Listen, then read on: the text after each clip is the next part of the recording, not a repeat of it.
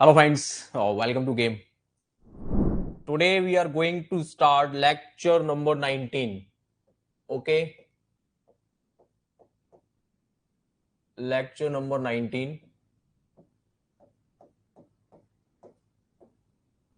And today we are going to start the most important topic जिसपे से 2 number का question बनेगा ही बनेगा. नमस्कार बेटा, नमस्कार. And the topic name is friction. क्या है? फ्रिक्शन. तो बेटा चैप्टर का नाम डाल लो फटाफट से. फ्रिक्शन. क्या पढ़ने वाले बेटा हम लोग? फ्रिक्शन. तो चैप्टर नेम इज फ्रिक्शन.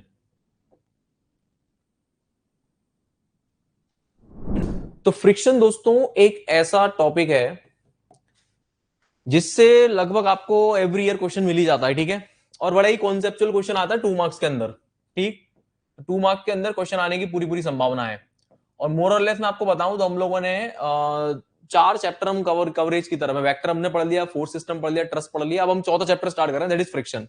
ठीक है, तो 2 मार्क्स का इससे टॉपिक बनी, मतलब क्वेश्चन बनी जाता है. ओके, और काफी कॉन्सेप्चुअल है, काफी मजेदार टॉपिक है. तो आइए करते हैं इसकी शुरुआत. तो चलिए लिखते हैं, लिखिए इसमें थोड़ा सा, लिखो इसमें थोड़ा सा.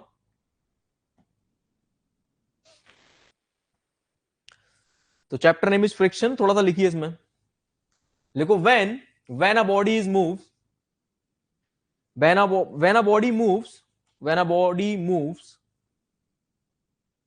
when a body moves or tends to move, when a body moves or tends to move, देखो, when a body moves or tends to move over another body, when a body moves or tends to move over another body,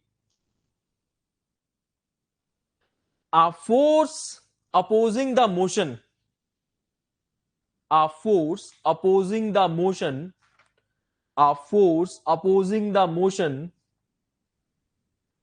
develops at contact surface. When a body moves or tends to move over another body, a force opposing the motion develops at the contact surface. This force which oppose the movement, this force which oppose the movement, this force which opposes the movement,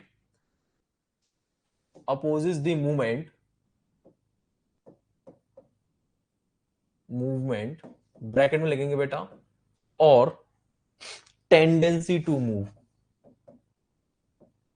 tendency to move, okay, is called frictional force, is called frictional force, is called frictional force, or simply called friction. मैं repeat कर रहा हूं, एक बार ध्यान से सुनेंगे क्या लिखवाया मैंने. when a body moves or tends to move over another body, a force opposing the motion develops at contact surface. Force opposing the motion develops at contact surface. This force which opposes the movement, this force which opposes the movement, bracket में लिखेंगे, और tendency to move, is called frictional force और simply friction. तो क्या लिखवा दिया बेटा मैंने, ये देखो जरा सामने, बड़ा ही सिंपल है. सपोज हमारे पास 2 बॉडीज हैं. क्या है? कोई बॉडीज है. लेट्स से एक बॉडी है ये, और एक बॉडी है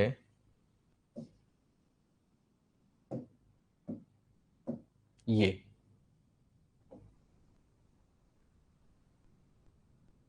ठीक है, ध्यान देंगे बेटा जरा, फोकस आपका सामने. ठीक है, we have 2 bodies. This is the body number 1 and this is the body number 2.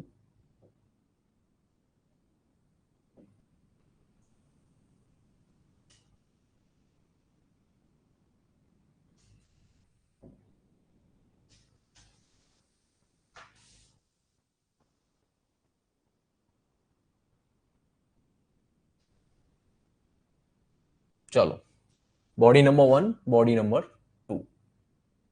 अब दो बेटा, अब देखेंगे सब लोग ध्यान से। क्या बोला मैंने? जब कोई एक बॉडी दूसरी बॉडी पे खिसकती है या खिसकने का प्रयास करती है, तो कॉन्ट्रैक्ट सरफेस पे एक अपोजिंग फोर्स डेवलप होता है, जो क्या करता है, क्या लिखवाया मैंने, जो उस मूवमेंट का विरोध करता है या विरोध करने का प्रयास करता है। कौन से मूवमेंट का? कौन से मूवमेंट का? सी केयरफुली, डायग्राम ज्यादा आगे वाले पेज पे बन गया, इधर बनाना था। इधर देखो फटाफट, ये रही एक बॉडी और ये रही दूसरी बॉडी। सी केयरफुली,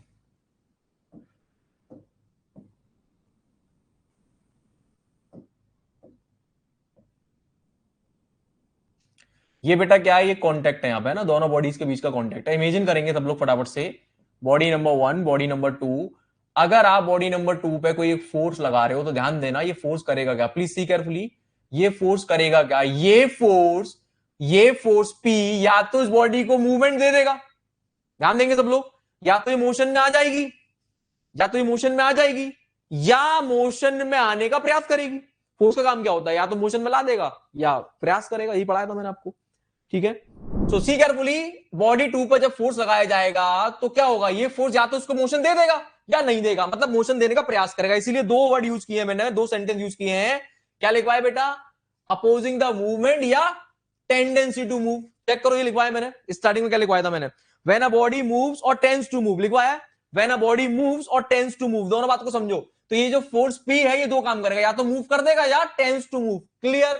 तो क्या होता है, मोशन जिस दिशा में हो रहा होता है या होने वाला होता है उसके अपोजिशन में एक फोर्स एक्ट करता है, कहां पे, कॉन्टैक्ट सरफेस पे। ये है हमारी कॉन्टैक्ट सरफेस। उसी फोर्स को बेटा हम क्या नाम देते हैं, फ्रिक्शन फोर्स। बस इतनी सी बात मैंने बताई है, इसके अलावा मैंने कुछ नहीं बताया। क्लियर है, क्लियर है बेटा। बात ही बातों में फ्रिक्शन ऐसा दिमाग में घुस जाएगा कि मजा आ जाएगा। बस तुम ध्यान से सुन लो मैं क्या बोल रहा हूं, ठीक है। क्या बोला मैंने, ये पी दो काम करेगा, या तो मूवमेंट दे देगा या ट्राई टू मूव, या you can say tends to move, ठीक है, टेंस टू मूव। आप अगर किसी बॉडी पे फोर्स लगाते हो, ध्यान देना, आपने अपने घर में कई बार अपने घर के अंदर जो बड़ा सा संदूक होगा उस पर धक्का लगाया होगा, तो क्या आपका धक्का हर बार उसको खिसका देता था? नहीं। हो सकता है आपके धक्का लगाने से बॉडी खिसक भी जाए, हो सकता है ना खिसके, बट आपकी टेंडेंसी उसको खिसकाने की। Are you getting my point? So दोनों ही केसेस को समझना आपको, एक तो मोशन वाला केस है, एक है टेंस टू मूव वाला केस। मतलब आपने फोर्स लगा दिया बट वो फोर्स इतना सफिशिएंट नहीं है कि मोशन दे पाए, बट इतना श्योर है कि अगर सफिशिएंट होगा तो उसी डायरेक्शन में आगे भेज देगा बॉडी को। तो ये दो बातें दिमाग में रखनी है। तो इन दोनों ही केसेस में या तो मूवमेंट हो रहा होगा या नहीं हो रहा होगा, दोनों ही केसेस में आपके द्वारा लगाए गए फोर्स के अपोजिशन में एक फोर्स एक्ट करेगा, उसी को क्या बोलेंगे हम, फ्रिक्शन फोर्स। क्या बोलेंगे बेटा, फ्रिक्शन फोर्स। कौन सा फोर्स, फ्रिक्शन फोर्स। क्या मेरी बात समझ में आ रही है? छापो जरा, स्टेप बाय स्टेप चलेंगे, स्लोली स्लोली, ठीक है। नेता नहीं बनेंगे ज्यादा। जिसको फ्रिक्शन आता है वो क्लास से चला जाए, जो सीखना आया वो बेटा बैठा रहे। नेता बनने की आवश्यकता नहीं मेरी क्लास में, क्योंकि नेताओं से मुझे बड़ी चिढ़ है। क्योंकि नेता वो लोग हैं जो सीना चौड़ा करके सफेद झूठ बोलते हैं और हम लोग तालियां बजाते हैं, हा मजा आ गया था। वो बताएगा आपको आपके भविष्य के बारे में, तो आपको पता है झूठ बोल रहा है, लेकिन हम ताली बजाते हैं। इसीलिए आई हेट नेताज, इसीलिए मेरी क्लास में कोई नेता नहीं बनेगा, ठीक है। चलिए अब बेटा आगे देखो जरा। अब मैंने आपको सिखाया था कि जब भी कोई फोर्स डेवलप होता है वो पेयर में होता है ना, ध्यान देंगे। अब जरा मैं कुछ सिखाने वाला हूं, प्लीज सी केयरफुली। अब मैं इस फ्रिक्शन फोर्स को देखना चाहता हूं, कहां, ध्यान देना भाई, मेरी बॉडी है, ये मेरा ऑब्जेक्ट है। तो ऑब्वियसली बात है, हमने जो सीखा अब तक वही सीखा है कि मैं अपनी बॉडी को खिसकाना चाहता हूं तो ये फ्रिक्शन उसको रोक रहा है। तो ऑब्वियसली बात है, ये जो डायरेक्शन में देख रहा हूं अभी, ये बॉडी नंबर 2 पे है। यानी कि जब मैं फ्री बॉडी डायग्राम बनाऊंगा, see carefully, if this is my body number 2, see carefully everyone, if this is body 2, please see carefully. तो इस बॉडी पे जो फ्रिक्शन की डायरेक्शन है वो किधर है मेरे बच्चों, इधर। किधर है, इधर। यानी फ्रिक्शन इसको अपोजिट डायरेक्शन में खींच रहा है, ठीक है। ये है फ्रिक्शन ऑन बॉडी 2। क्या फ्रिक्शन बॉडी वन पे नहीं आ रहा होगा? बिल्कुल आ रहा होगा। क्या ये कुछ नहीं फील कर रही होगी? ये मतलब ऐसी मजे में बैठी है, क्या इसको कुछ खिंचाव फील नहीं हो रहा होगा? बिल्कुल हो रहा होगा। तो जब यही चीज फ्रिक्शन को मैं इस वाली बॉडी पे देखूं तो बेटा ध्यान देंगे सब लोग, let's imagine this is my body number 2।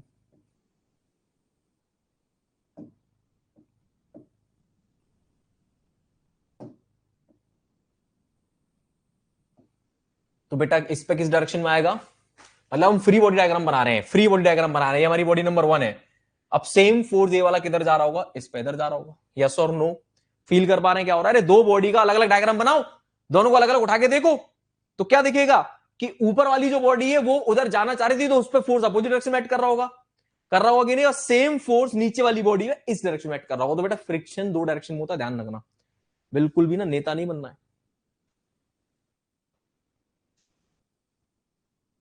क्या बात है शिवांश भाई, मजा आ गया। क्या हुआ है अभी तक? मैं अभी ज्वाइन किया हूं बेटा, बस कुछ नहीं हुआ है, बस यही हुआ है। ठीक है, इतनी लाइन लिखवाई है, कुछ नहीं करवाया, आधा पेज छोड़ दो बस। कोई दिक्कत मेरे बच्चों यहां तक? चलो अब आगे बढ़ते हैं। अब बात आती है कि गौरव सर ये फ्रिक्शन आता क्यों है, तो हेडिंग डालेंगे cause of friction. Cause of friction, cause of friction, cause of friction, cause of friction. बेटा क्लियर हो गया मैंने क्या सिखाया? ये कोई कंफ्यूज तो नहीं है इस चीज में? अपर बॉडी पे जिसको एक्चुअल में मोशन दिया जा रहा था उस पे तो अपोजिट डायरेक्शन में फोर्स एक्ट करेगा, ध्यान रखना। बट जो दूसरी कॉन्टैक्ट बॉडी होगी या दूसरा कोई सरफेस होगा उस पे उसी डायरेक्शन में एक्ट करेगा जिस डायरेक्शन में मोशन है। ऑलवेज रिमेंबर, ठीक है? Cause of friction. सो दोस्तों सी केयरफुली, मैंने एक लाइन लिखवाई है कि फ्रिक्शन हमेशा कहां पे आता है? कॉन्टैक्ट सरफेस पे। अब ये जो कॉन्टैक्ट बन रहा है मेरे बच्चों, ध्यान देंगे सब लोग यहां पे, ये जो कॉन्टैक्ट बन रहा है दो बॉडीज का, ठीक है, यहां पे मेरे बच्चों ध्यान देना, हमें लग रहा है कि पूरा का पूरा एरिया कांटेक्ट में है, please see carefully, but always remember यहां पे कभी भी पूरा का पूरा कांटेक्ट एरिया कांटेक्ट में नहीं होता। अरे क्या बोल रहे हो गौरव सर? लिसन केयरफुली अगेन, क्या बोल रहा हूं मैं? अगर मैं इसको 3D में इमेजिन करूं, ध्यान देंगे, अगर मैं इसको 3D बॉडी इमेजिन करूं लाइक दिस, मैं अगर इसको 3D बॉडी इमेजिन करूं लाइक दिस, तो बेटा क्या है? सी केयरफुली, एक इतना बड़ा सरफेस है यहां पे, इतना सरफेस होगा जो कांटेक्ट में होगा, यही तो मतलब है, इसी को हम कांटेक्ट सरफेस बोलेंगे। बट क्या ये पूरी की पूरी कांटेक्ट कांटेक्ट में है? मतलब ये पूरा का पूरा एरिया टच में है दो बॉडीज का? नहीं। क्यों नहीं है बताता हूं, लिसन केयरफुली। बेटा दुनिया में कोई भी सरफेस, दुनिया में कोई भी सरफेस, ये जो सरफेस अभी आप यहां पे देख रहे हो, ये जो सरफेस अभी आप यहां पे देख रहे हो, ऐसा लग रहा है कि बड़ी स्ट्रेट होगी, नहीं। दुनिया में कोई भी सरफेस परफेक्टली स्ट्रेट नहीं होती, परफेक्टली स्मूथ नहीं होती। We know that, we are the engineers. उनके अंदर क्या होती है बेटा? एस्पिरिटीज होती है। क्या होती है? एस्पिरिटी। मतलब जब मैं इस कॉन्टेक्ट को अगले पेज पर ले जाके जूम करके देखूंगा, क्या करके देखूंगा? जूम करके, तो मुझे पता क्या दिखाई देगा? बॉडी नंबर 2 का जो सरफेस है ना वो ऐसा होगा। सी केयरफुली, बॉडी नंबर 1 का सरफेस, बॉडी नंबर 1 और 2 का सरफेस कैसा होगा? ध्यान दें, बॉडी नंबर 1 का सरफेस ऐसा होगा, उबड़ खाबड़। इनको क्या बोलते हैं बेटा हम लोग? एस्पिरिटीज। क्या बोलते हैं? एस्पिरिटीज। ओके। और जो बॉडी नंबर नीचे 1 थी उसका भी सरफेस कैसा होगा? उसका भी सरफेस जूम करके हम देखेंगे अगर, तो कुछ इस तरह से होगा। Are you getting my point? अगर हम इसको मैक्रोस्कोपिक लेवल पे जाके देखें तो कोई भी सरफेस परफेक्टली फ्लैट नहीं है, उसके अंदर एस्पिरिटीज है, ठीक है? नाउ सी केयरफुली, क्या क्या यहां पे पूरी की पूरी बॉडी कांटेक्ट में? नहीं। देखो कांटेक्ट कहां बन रहा है? यहां बन रहा है, यहां बन रहा है, यहां बन रहा है, यहां बन रहा है, यहां बन रहा है, लेट्स इमेजिन यहां बन रहा है। तो क्या पूरा का पूरा मेटल टू मेटल कांटेक्ट है या पूरा का पूरा सॉलिड कांटेक्ट है? नहीं है। बीच में क्या आ रहा है बेटा? ये बीच में क्या आ रहा है? लेट्स इमेजिन यहां पे कांटेक्ट बन रहा है, बाकी बीच में ये क्या आ गया मेरे बच्चों? जल्दी बताओ, बीच में क्या आ गया? ये क्या आ गया बेटा? इधर ये आ गया गैप, ये आ गया एयर का गैप। गैप है कि नहीं? जल्दी बताओ। तो यहां पे एयर है। इसका मतलब जो एरिया हम कांटेक्ट में देख रहे हैं वो केवल देखने मात्र के लिए कांटेक्ट में लग रहा है कि पूरा का पूरा एरिया कांटेक्ट में है। सपोज ये मैंने दोनों हाथों को जोड़ा, अब ऐसा लग रहा है ना मेरे दोनों हाथ चिपक गए हैं, दोनों हाथ में बिल्कुल गैप नहीं है। बट जब मैं इसको जूम करके देखूंगा ना तो आर पर देख सकता हूं इतना गैप है इसके अंदर। Are you getting my point? Are you getting my point? Clear? समझ में आ रहा है क्या कह रहा हूं? तो जो हम देख रहे हैं वो ऐसा नहीं है। Are you getting my point? तो अभी हमें लग रहा है कि पूरी की पूरी सरफेस कांटेक्ट में, पूरी की पूरी सरफेस कांटेक्ट में नहीं है, वो तो दिख रही है। कितना एरिया कांटेक्ट में है? वो एरिया जो केवल मेटल टू मेटल कांटेक्ट बनाएगा, अदरवाइज पूरा का पूरा एरिया कांटेक्ट में नहीं है। So dear friends, that is why आज से एक नया टर्म यूज कर रहा हूं, ध्यान देंगे। जो हमारा कॉन्टेक्ट सरफेस होता है, वहां पे जो एरियाज होते हैं उसको बोलते हैं एपरेंट एरिया। क्या बोलते हैं? Apparent area. तो ये जो एरिया है क्या कहलाएगा बेटा? एपरेंट। एपरेंट एरिया मतलब वो जो दिखाई दे रहा है नहीं रियली में, ये एपरेंट है केवल, रियली में ऐसा है नहीं, दिख रहा है बस वो हमें। This is what we called apparent area. छापो यहां पे। बिल्कुल बेटा, बिल्कुल। पूरा का पूरी बॉडी कांटेक्ट में नहीं है, कुछ पॉइंट्स पे कांटेक्ट बन रहा है। ओके, अब इस चीज को मैं आगे लिंक करूंगा, फिलहाल अभी इतना समझना आपको। तो दोस्तों, कुल मिला के हमने ये सीखा कि ये थी हमारी बॉडी नंबर 2, सी केयरफुली, ये थी हमारी बॉडी नंबर 2 जो बॉडी नंबर 1 के ऊपर बैठी हुई थी और इस पर फोर्स लगाया गया था। ओके, ध्यान देंगे सब लोग। अब जब हमने इसको जूम करके देखा तो मुझे पता चला कि ये तो एस्पिरिटीज है, ये एक दूसरे से घुसी हुई है, टकरा रही है। चेक करो, अब जरा इमेजिन करो, इसको जब आप खींचोगे पी फोर्स से, तो ये एस्पिरिटीज क्या करेंगी? ये एक तरह की इंटरलॉकिंग नहीं है, ये एस्पिरिटीज एक दूसरे से टकरा रही है इस तरह से। समझ में आ रहा है कुछ? मतलब this is not the flat surface, this is not the flat surface. तो एस्पिरिटीज जो है, छोटी छोटी माइन्यूट पार्टिकल्स जो है, वो एक दूसरे से टकरा रहे हैं, causing the resistance to the movement. And what they are doing, ये कर क्या रहे हैं? ये हमारे मोशन को, लिसन केयरफुली, पी तो चाहता है इसको खिसका दूं बॉडी को, लेकिन ये जो लॉकिंग हो गई है इनके बीच में, समझ रहे हो, लॉक हो गए, एक दूसरे में घुस गई है सरफेसेस, परफेक्टली स्ट्रेट नहीं है। तो ये जो लॉकिंग जो हो रही है ना यहाँ पे, ये हमारे मोशन को अपोज कर रही है, जिसकी वजह से क्या आ रहा है?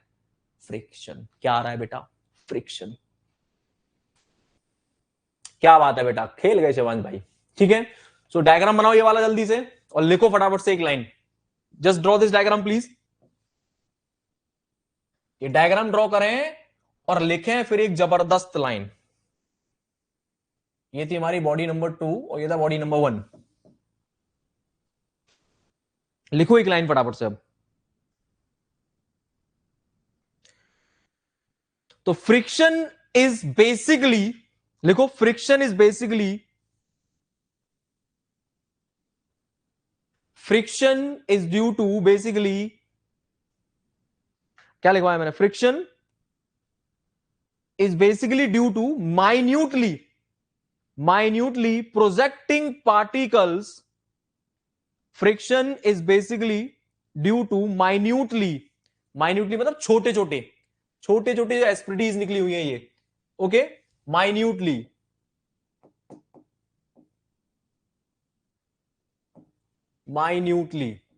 तो friction is basically due to minutely projecting particles on contact surfaces, on contact surfaces।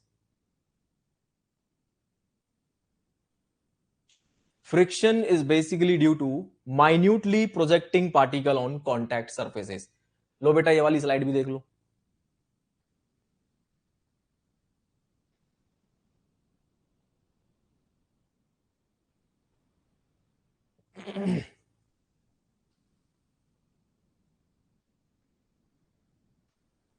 Done. चलिए दोस्तों, यहां तक किसी भी तरह की आपत्ति, चाय पत्ती, धूप बत्ती, अगरबत्ती, किसी को भी, एनीवन फ्रॉम द क्लास, सब मेरे ऊपर छोड़ दो। अभी 1 घंटे बाद आप उछले नहीं ना अपनी कुर्सी पे से, तो मैं अपनी नाक कटवा लूंगा बेटा। ठीक है, डन। Done, great. हेडिंग डालो अब इसी के अंदर, इसी कॉजेस ऑफ फ्रिक्शन के बाद ही हेडिंग डाल लो, इंपॉर्टेंट नोट। कुछ इंपॉर्टेंट नोट मुझे लिखाना है यहां पे, इंपॉर्टेंट नोट लिखिए इसमें। Friction force has a property, friction force has a property, friction force has a property of adjusting itself, friction force has a property of adjusting itself, friction force has a property to adjusting itself in magnitude, friction force has a property of adjusting itself in magnitude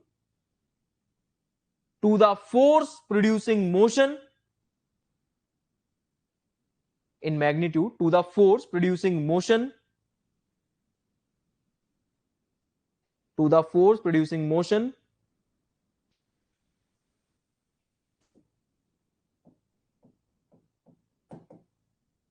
bracket में लिखेंगे और tends to produce motion, tends to produce motion,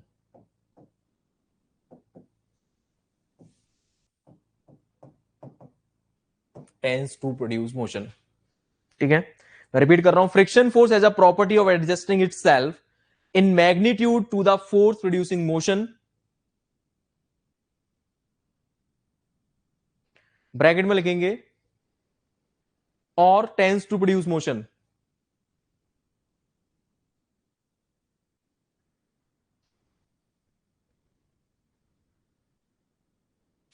what is the meaning, क्या लिखवाया मैंने, listen carefully. मैंने लिखवाया है कि जो फ्रिक्शन फोर्स होता है उसके पास एक टेंडेंसी है अपने आप को एडजस्ट करने की। क्या करने की? अपने आप को एडजस्ट करने की। आजा राठौर बेटा वेट करेंगे थोड़ा। क्या बोला मैंने कि जो फ्रिक्शन फोर्स है उसके पास एक प्रॉपर्टी है अपने आप को एडजस्ट करने की, किसके रेस्पेक्ट में? To the force producing the motion और टेंस टू मोशन। पहले बताओ ये कौन सा फोर्स है? अभी तक जो भी मैंने पढ़ाया उसमें से ये कौन सा फोर्स है? ये मोशन जो दे रहा है या tends to produce the motion? जल्दी बताओ कौन सा है? पी। ओके, तो जो फ्रिक्शन फोर्स है, ध्यान से सुने, वो इस पी के मैग्नीट्यूड के हिसाब से, लिसन केयरफुली, इस पी के मैग्नीट्यूड के हिसाब से अपने आप को क्या कर लेगा? अपने आप को चेंज कर सकता है। इतनी बात मैंने लिखवाई है ये कि friction force has a tendency to adjusting itself in magnitude to the force producing the motion. ये लाइन मैंने लिखवाई है बेटा। यानी कि जो हमारा फ्रिक्शन फोर्स है वो इस पी के साथ चेंज होगा। क्यों होगा, काय को होगा, तमाम क्वेश्चन आपके दिमाग में आएंगे, कुछ नहीं बोलना है, चुपचाप सुनते जाना है बस। ठीक है, नाउ लिसन केयरफुली। सो होता क्या मेरे बच्चों, ध्यान देंगे अब आप लोग फटाफट से एक बहुत बड़ी चीज पे। अब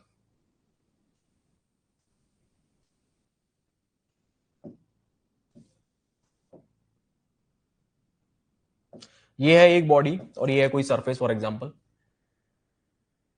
फ्रिक्शन हमेशा बेटा कॉन्टेक्ट सरफेसेस पे आएगा, ध्यान रखेंगे। ठीक है, लेट्स से ये कोई कॉन्टेक्ट सरफेस है,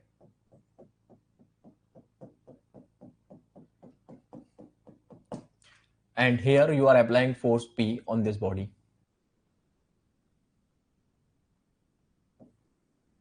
P. Now ध्यान देंगे मैं जो बता रहा हूं तुम्हें, वो चीज आपको समझनी है, बहुत जरूरी चीज, बड़ा मजा आने वाला है दोस्तों। when P is zero, what is the friction? is also zero, क्योंकि फ्रिक्शन फोर्स क्या है? मोशन का अपोजिशन, या ऐसी बॉडी जिसमें मोशन होने वाला है उसका अपोजिशन। दोनों बातें दिमाग में लेके चलनी पड़ेंगी। एक केस तो प्योर मोशन का ही है कि मोशन हो रहा है था, एक केस है टेंस टू मूव वाला। दोनों ही चीज दिमाग में रखनी है, तो दोनों ही केस में फ्रिक्शन आता है। ओके, अब मैं बोल रहा हूं पी की वैल्यू जीरो है, तो मतलब कोई कुछ है ही नहीं, तो फ्रिक्शन होगा ही नहीं।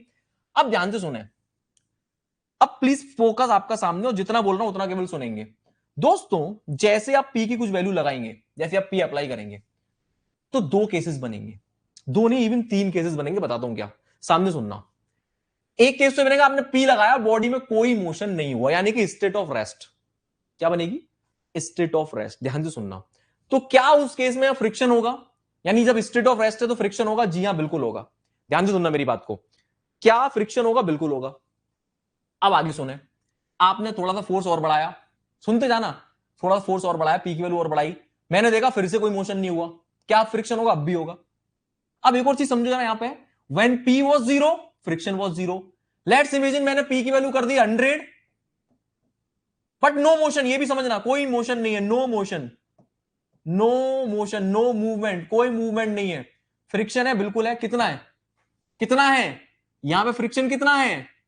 अरे इस पी से डेवलप हो रहा है, ये इस पी से डेवलप हो रहा है एक तरह से। ये समझना मेरी बात की गहराई को, मतलब एक तरह का एक्शन रिएक्शन है। हालांकि वैल्यू अलग होगी, बट एक एग्जांपल के तौर पर देखें तो जब ये आएगा तो ये आएगा, ऐसे समझना है। एग्जैक्टली इसके बराबर नहीं होगा, बट जो मैं बोल रहा हूं वो सुनो। जब ये आएगा तब ये आएगा, अदरवाइज नहीं आएगा, सीधा सा फंडा है। तो जैसे ही मैंने पी की वैल्यू 100 करी, लेट्स से यहां पे कोई फ्रिक्शन फोर्स डेवलप हुआ, let's say F, just for an example. बराबर नहीं होगा, माइंडेड प्लीज, आगे चल के गड़ब फंस जाओगे आप चक्कर में। आगे देखो, अब मैंने फिर से वैल्यू बढ़ा दी यहां पे, but no movement, again condition same है, मूवमेंट नहीं है, तो क्या ये बढ़ेगा? ये भी बढ़ जाएगा, यस। और सुनो आगे, मैंने इसको 300 कर दिया, but no movement, again state of rest है, तो ये बढ़ेगा, बिल्कुल बढ़ेगा, ये भी बढ़ जाएगा भैया। अब सुनो आगे, मैंने इसको 400 किया, 500 किया, 600 किया, 700 किया, 800 किया, 900 किया, 1000 तक कर दिया। 1000 पे मैं जैसे ही पहुंचा, ध्यान से सुनना, अब जैसे ही मैं 1000 पे पहुंचा, बेटा सी केयरफुली, जैसे ही मैं 1000 पे पहुंचा तब भी मोशन नहीं हुआ, तब भी मोशन नहीं हुआ, और इधर ये वैल्यू बढ़ती जा रही है, ये भी समझना होगा आपको। इधर ये वैल्यू बढ़ती जाएगी, इधर ये वैल्यू बढ़ती जाएगी, क्यों बढ़ती जाएगी उसका प्रूफ दूंगा आगे चल के, बस अभी सुनते जाओ चुपचाप से प्लीज। ये वैल्यू बढ़ती जा रही है, ये वैल्यू बढ़ती जा रही है, बट जैसे ही मैं 1000 पे पहुंचा तो एक ऐसी कंडीशन आ गई, सी केयरफुली, जैसे ही मैं 1000 पे पहुंचा एक ऐसी कंडीशन आ गई, जैसे ही मैं 1000 पे पहुंचा एक ऐसी कंडीशन आ गई कि मोशन अब भी नहीं है, लेकिन अगर जैसे ही मैंने 1000 से थोड़ा सा और बढ़ाया, लेट्स से 1000.001, वैसे ही बॉडी मोशन में आ जाएगी। Are you getting my point? P काम क्या कर रहा है यार? पी का काम क्या है? पी इस बॉडी को या तो मोशन देगा या देने का प्रयास करेगा, तो 1000 वो लिमिट है जहां तक ये मोशन नहीं दे पाएगा, जैसे 1000 से वैल्यू क्रॉस करेगी ये बॉडी मूवमेंट में आ जाएगी। क्या मेरी बात समझ में आ रही है? क्या मेरी बात समझ में आ रही है? तो जिस पॉइंट पे बॉडी ऑन द वर्ज होती है, जिस पॉइंट पे बॉडी मोशन में आने वाली होती है, उस वैल्यू ऑफ फ्रिक्शन को बोला जाता है लिमिटिंग फ्रिक्शन। क्या बोलते हैं बेटा? Limiting friction. क्या मेरी बात समझ में आ रही है? क्या मेरी बात समझ में आ रही है? अब इसको रिलेट कराने के लिए कहीं नहीं ले जाता बेटा, आपको घर में ले चलते हैं। आपने अपने घर में अपनी संदूक को देखिए, कई बार आपने अपने घर में बड़ी सी भरी हुई संदूक को खिसका के देखना, आपने पाया होगा कि आप उसको खिसका नहीं पाते हो, क्योंकि आपके पास फोर्स की इतनी वैल्यू ही नहीं है। फिर आप बोलते हो, अपने भैया को बुलाते हो या अपने पापा को बुलाते हो कि पापा जी आ जाओ जरा दम दम लगवाओ, तो जब आपके पापा जी आपके साथ आते तब जाके फोर्स बढ़ाते हो आप, तब भी हो सकता है वो ना हिले। फिर आप बोलते हो भैया तू भी आ जा, अपने छोटे भाई को भी बुला लेते हो, जब 3 लोग फोर्स मिलकर लगाते तब वो हिलती है। कंडीशन समझ में आ रही है? तो उसको हिलाने के लिए, उसको मूवमेंट देने के लिए आपको एक लिमिट को क्रॉस करना पड़ता है। वो लिमिट क्या कहलाती है? वो भाई मोशन, मोशन को रोक कौन रहा था? समझो, ये रोक रहा था, ये मोशन को कौन रोक रहा था? ये रोक रहा था ना। जब 300 वैल्यू थी तो मोशन नहीं हो रहा, 400 वैल्यू थी तो मोशन नहीं हो रहा, 500 वैल्यू थी तो मोशन नहीं, कौन रोक रहा था? फिर ये रोक रहा था, ये रोक रहा था। और ये वैल्यू है कितनी?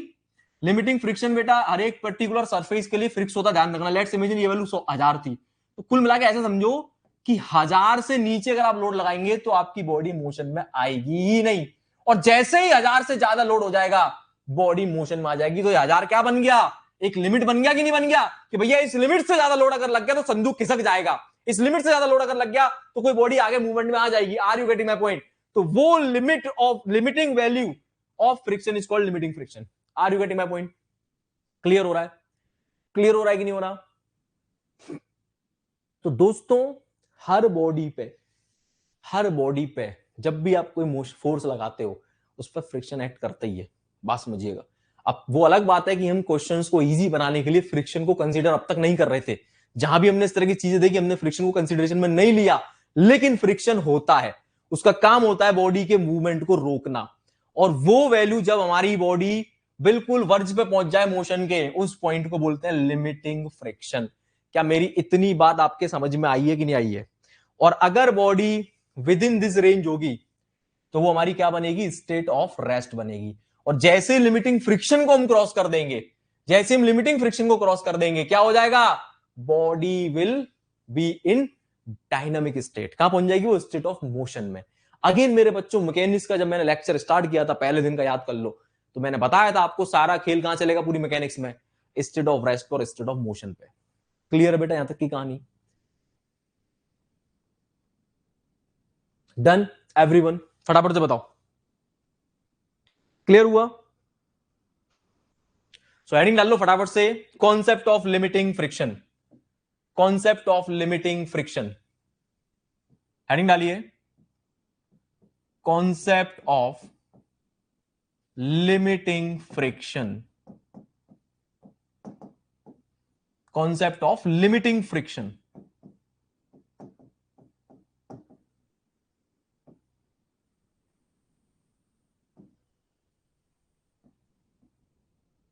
कॉन्सेप्ट ऑफ लिमिटिंग फ्रिक्शन लिखिए इसमें थोड़ा सा। Limiting value of friction force, limiting value of friction force, limiting value of the friction force when the motion is impending, limiting value of friction force when the motion is impending, when the motion is impending is called limiting friction. When the motion is impending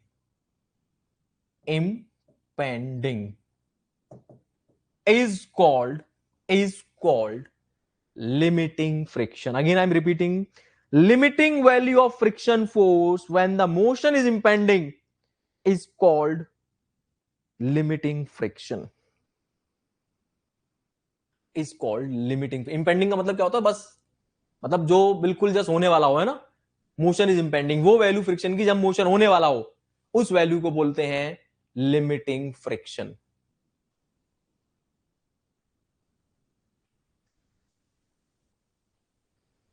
इसकी एक और heading लिखेंगे और करके, दूसरी definition लिखेंगे, second definition of limiting friction लिखिए please.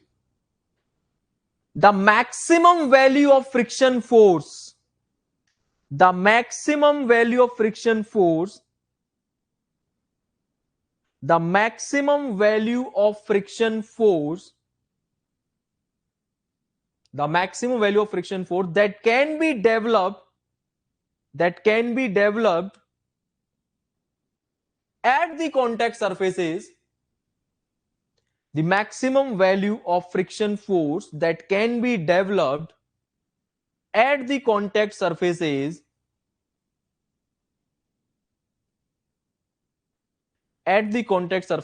when body is just on the point of moving, when the body is just on the point of moving is called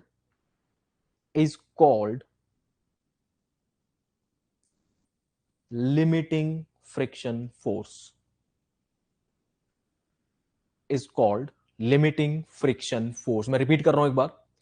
The maximum value of friction force that can be developed at the contact surfaces when body is just on the point of moving is called limiting friction.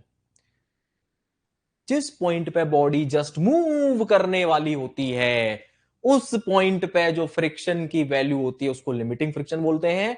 और ये जो value होती है this is the maximum value of friction. तो जहां पे maximum value लिखा है प्लीज इसको अंडरलाइन करेंगे, याद रखेंगे limiting friction is the maximum value of the friction. इससे ज्यादा फ्रिक्शन नहीं होता, ध्यान देंगे बेटा प्लीज इस बात पे. सबसे बड़ी वैल्यू जो होती है वो सबसे ज्यादा होती है. पी एफ लिमिट से ज्यादा होगा तो बॉडी मूव करेगी. बिल्कुल बिल्कुल पिंटू भाई, बिल्कुल. Let's take an example please, see carefully. अब आपको इतना समझ में आना चाहिए, आपको भी इतना समझ में आना चाहिए, ध्यान देंगे सब लोग. अब आपको मैं दिखा देता हूं यहां पे, see carefully. F let F is limiting friction. Limiting friction, ध्यान देंगे मैंने बोला जो एफ है, कैपिटल एफ, वो लिमिटिंग फ्रिक्शन है. तो इस बात का इतना मतलब आपको समझ में आना चाहिए. सी केयरफुली, एफ जो होता है वो किसी भी एक पर्टिकुलर बॉडी और किसी भी एक सरफेस के लिए फिक्स होता है, ध्यान रखना है ना. तो अब आपको इतना समझ में आना चाहिए कि if p is less than f body will remain at rest. कोई दिक्कत. दूसरा केस देखो, if p is equal to f body will remain at rest. p की वैल्यू जब f के बराबर हो जाएगी तब भी रेस्ट पे होगी, क्योंकि ये क्या आ गया, ये आ गया बिल्कुल वो पॉइंट कि बॉडी मूव कर जाएगी, बट अभी करी नहीं है, कर जाएगी. ओके, अगर अगर अगर अगर P is greater than F, then only body will be in motion. क्या मेरी बात समझ में आ रही है? इन मोशन और यू कैन से इन मूवमेंट, इस टाइम पे बॉडी मूवमेंट होगी। यानी कुल मिला के ये जो कंडीशन बनी बेटा, सी केयरफुली, आंखें खोल के सामने देखो, ये जो कंडीशन है, this is the state of rest. ये क्या बन गई हमारी? State of rest. समझना होगा बेटा, ये स्टेट ऑफ रेस्ट है और ये क्या है? This is the condition of state of motion. ये है स्टेट ऑफ मोशन। यानी अगर आपको बॉडी को मोशन में लाना है तो आपको पी की वैल्यू को लिमिटिंग फ्रिक्शन से ज्यादा रखना पड़ेगा, तभी बॉडी स्टेट ऑफ मोशन में आएगी, अदरवाइज नहीं आएगी। आई मेरी बात समझ में बेटे? जल्दी बताओ फटाफट से। गुरदीप बेटा बड़ी गुस्सा आ जाती है मुझे इसी बात पे। मैंने अभी क्या बोला? सब कुछ कूड़े में डाल दो। अरे सर वेट पे डिपेंड करेगा, अरे सर ऐसा होगा, अरे सर, अरे भाई कुछ नहीं करना है जी, जीरो हो जाओ, जीरो मेरे सामने, मेरे सामने बिल्कुल जीरो हो जाओ बेटा, जीरो, हवाबाजी नहीं। जितना पढ़ा है उसमें बताओ डाउट है कोई? उसके अलावा कुछ नहीं, कोई डाउट लूंगा ही नहीं मैं। जो मैंने अभी तक पढ़ाया उतना समझ में आया कि नहीं, इतना बताओ पहले मुझे, बाकी सब बात की बात है।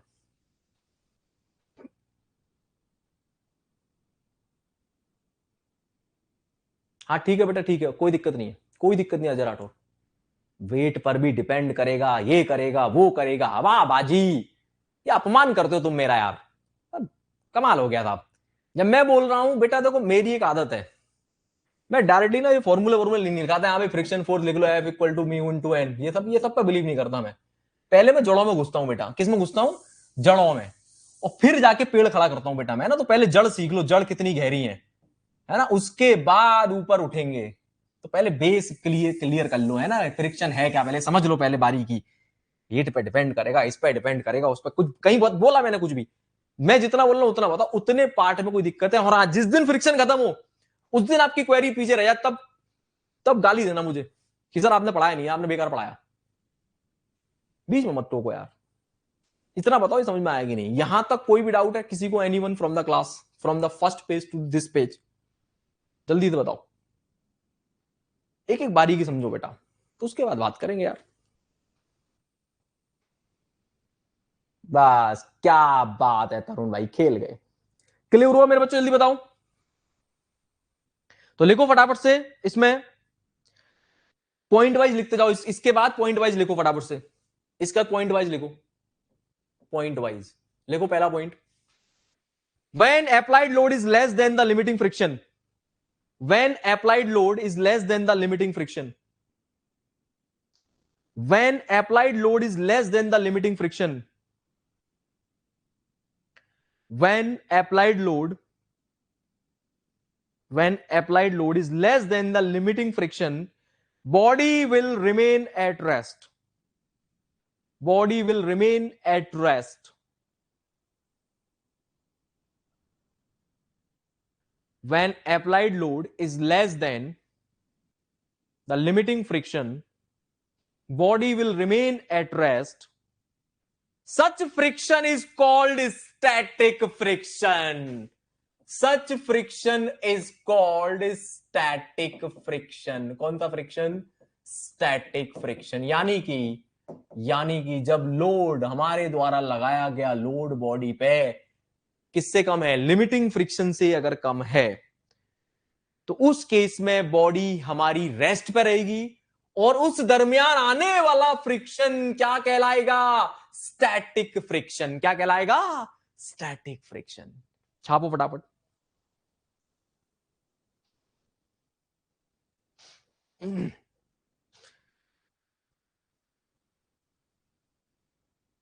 इसमें एक एड ऑन हम लोग कर सकते हैं बेटा। मैंने क्या लिखवाया? When applied load is less than the limiting friction, ऐसे लिख लो उसको, लेस देन और equal to the limiting friction, या लेस देन ही रहने दो, चलो वो अंडरस्टूड है हमारे दिमाग में कि एफ इक्वल टू भी हो जाएगा तब भी स्टैटिक ही होता है वो। ओके, आगे लिखो अब। तो मैंने लिखवाया आपको पहला पॉइंट कि when applied load is less than the limiting friction, body will remain at rest, such friction is called static friction. आगे लिखेंगे the value of static friction, the value of static friction, the value of static friction value of static friction may have the value of static friction may have any value between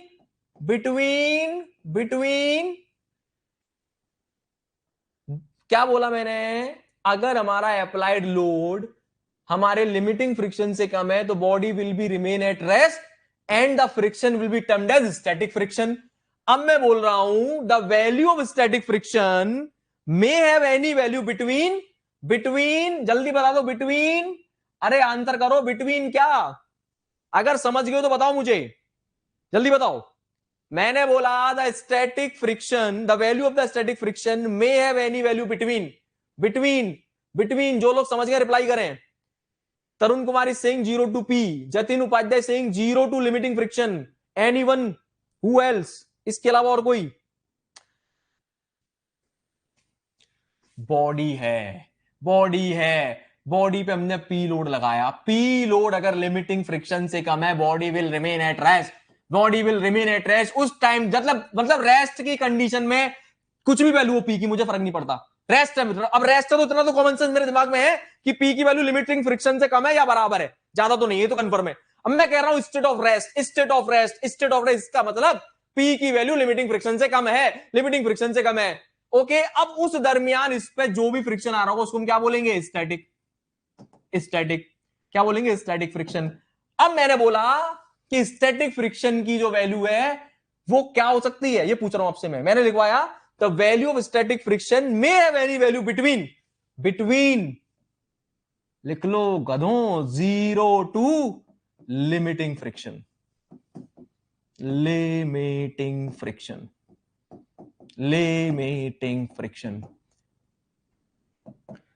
अरे obvious सी बात है, P की state of rest में बनेगा static friction, static मतलब रुका हुआ फ्रिक्शन जो स्टैटिक कंडीशन में है। स्टैटिक कंडीशन केवल तभी बनेगी जब पी की वैल्यू किससे कम हो, लिमिटिंग फ्रिक्शन से कम हो या बराबर हो, यही तो मतलब है। अब मैंने नेक्स्ट लाइन लिखवाई है कि भैया अब यहां पे जो स्टैटिक फ्रिक्शन है उसकी वैल्यू कहां से लेकर कहां से हो सकती है, तो ऑब्वियस सी बात है या तो 0 हो सकती है या मैक्सिमम कहां तक हो सकती है, अरे इसकी मैक्सिमम वैल्यू स्टैटिक फ्रिक्शन की कहां तक हो सकती है, अभी भी पढ़ाया था बेटा, लिमिटिंग तक ही तो हो सकती है, हाँ या ना जल्दी बताओ, यस। तो 0 से लेके लिमिटिंग फ्रिक्शन तक की वैल्यू हो सकती है स्टैटिक फ्रिक्शन की, यानी कि ये एक बहुत बड़ा इंपॉर्टेंट नोट। और this is what 0 to limiting friction. अगर कोई आपसे कोई बोले कि किसी बॉडी पे एक फ्रिक्शन फोर्स एक्ट कर रहा है, ध्यान से सुनो, कोई आपसे बोले कि किसी बॉडी पे फ्रिक्शन फोर्स एक्ट कर रहा है जिसकी रेंज है 0 टू लिमिटिंग फ्रिक्शन, और ऑप्शन पूछ रहा है कि व्हाट इज, क्वेश्चन पूछ रहा है what is the state of body, state of rest, state of motion, state of rotation वगैरह वगैरह, तो आपके क्या टिक करोगे, स्टेट ऑफ रेस्ट। क्या है ये, स्टेट ऑफ रेस्ट। ये क्वेश्चन बन रहे हैं बेटा एक एक नंबर के, ये सब एक एक नंबर के क्वेश्चन हैं, इन्हीं बच्चा फंस जाता है क्योंकि हमारे दिमाग में तो घुसा हुआ कीड़ा कि गौरव सर ये बताओ कि पहले वो मास पर डिपेंड करेगा कि नहीं करेगा, है कि नहीं। अबे ये समझो, ये है कहानी, ये देसी घी है बेटा, गाय का एकदम है, डालडा घी के चक्कर में भाग रहे हो इधर उधर, ये बताओ वो बताओ, पहले ये सीखो, यहां फंसोगे। क्लियर हुआ, तो क्वेश्चन बना देगा इसी पे क्वेश्चन बना देगा कि भैया किसी बॉडी पे फ्रिक्शन फोर्स है जिसकी वैल्यू 0 से लिमिटिंग फ्रिक्शन के बीच में है, बताओ what is the state of body, तो क्या आंसर है इसका, स्टेट ऑफ रेस्ट। तो फ्रिक्शन को नए रूप से देखना चालू करो, पहली बात, तो न्यूमेरिकल में मत फंसे रहो। यही नोट्स है, नोट्स दिलवाएंगे, बिल्कुल ठीक बेटा, बिल्कुल ठीक। अब मुझे ये बताओ कि ये समझ में आया कि नहीं, क्लियर हुआ, क्लियर हुआ, ये पॉइंट क्लियर हुआ, ये 1 लाख रुपए का पॉइंट है बेटा ये, ठीक है, ये 1 लाख रुपए पॉइंट है, ये पैसे पैसे मिल रहे हैं तुम्हें बेटा यहाँ पे, ठीक है। कहते ना आप लोग जब आपस में बात करते अरे तूने यार 1 करोड़ की बात कह दी, अरे तूने 100 टके की बात कह दी, कहते ना इस तरह से बात करते हैं हम लोग, तो ये 1 लाख रुपए की बात है बेटा, ठीक है। चलो गुड।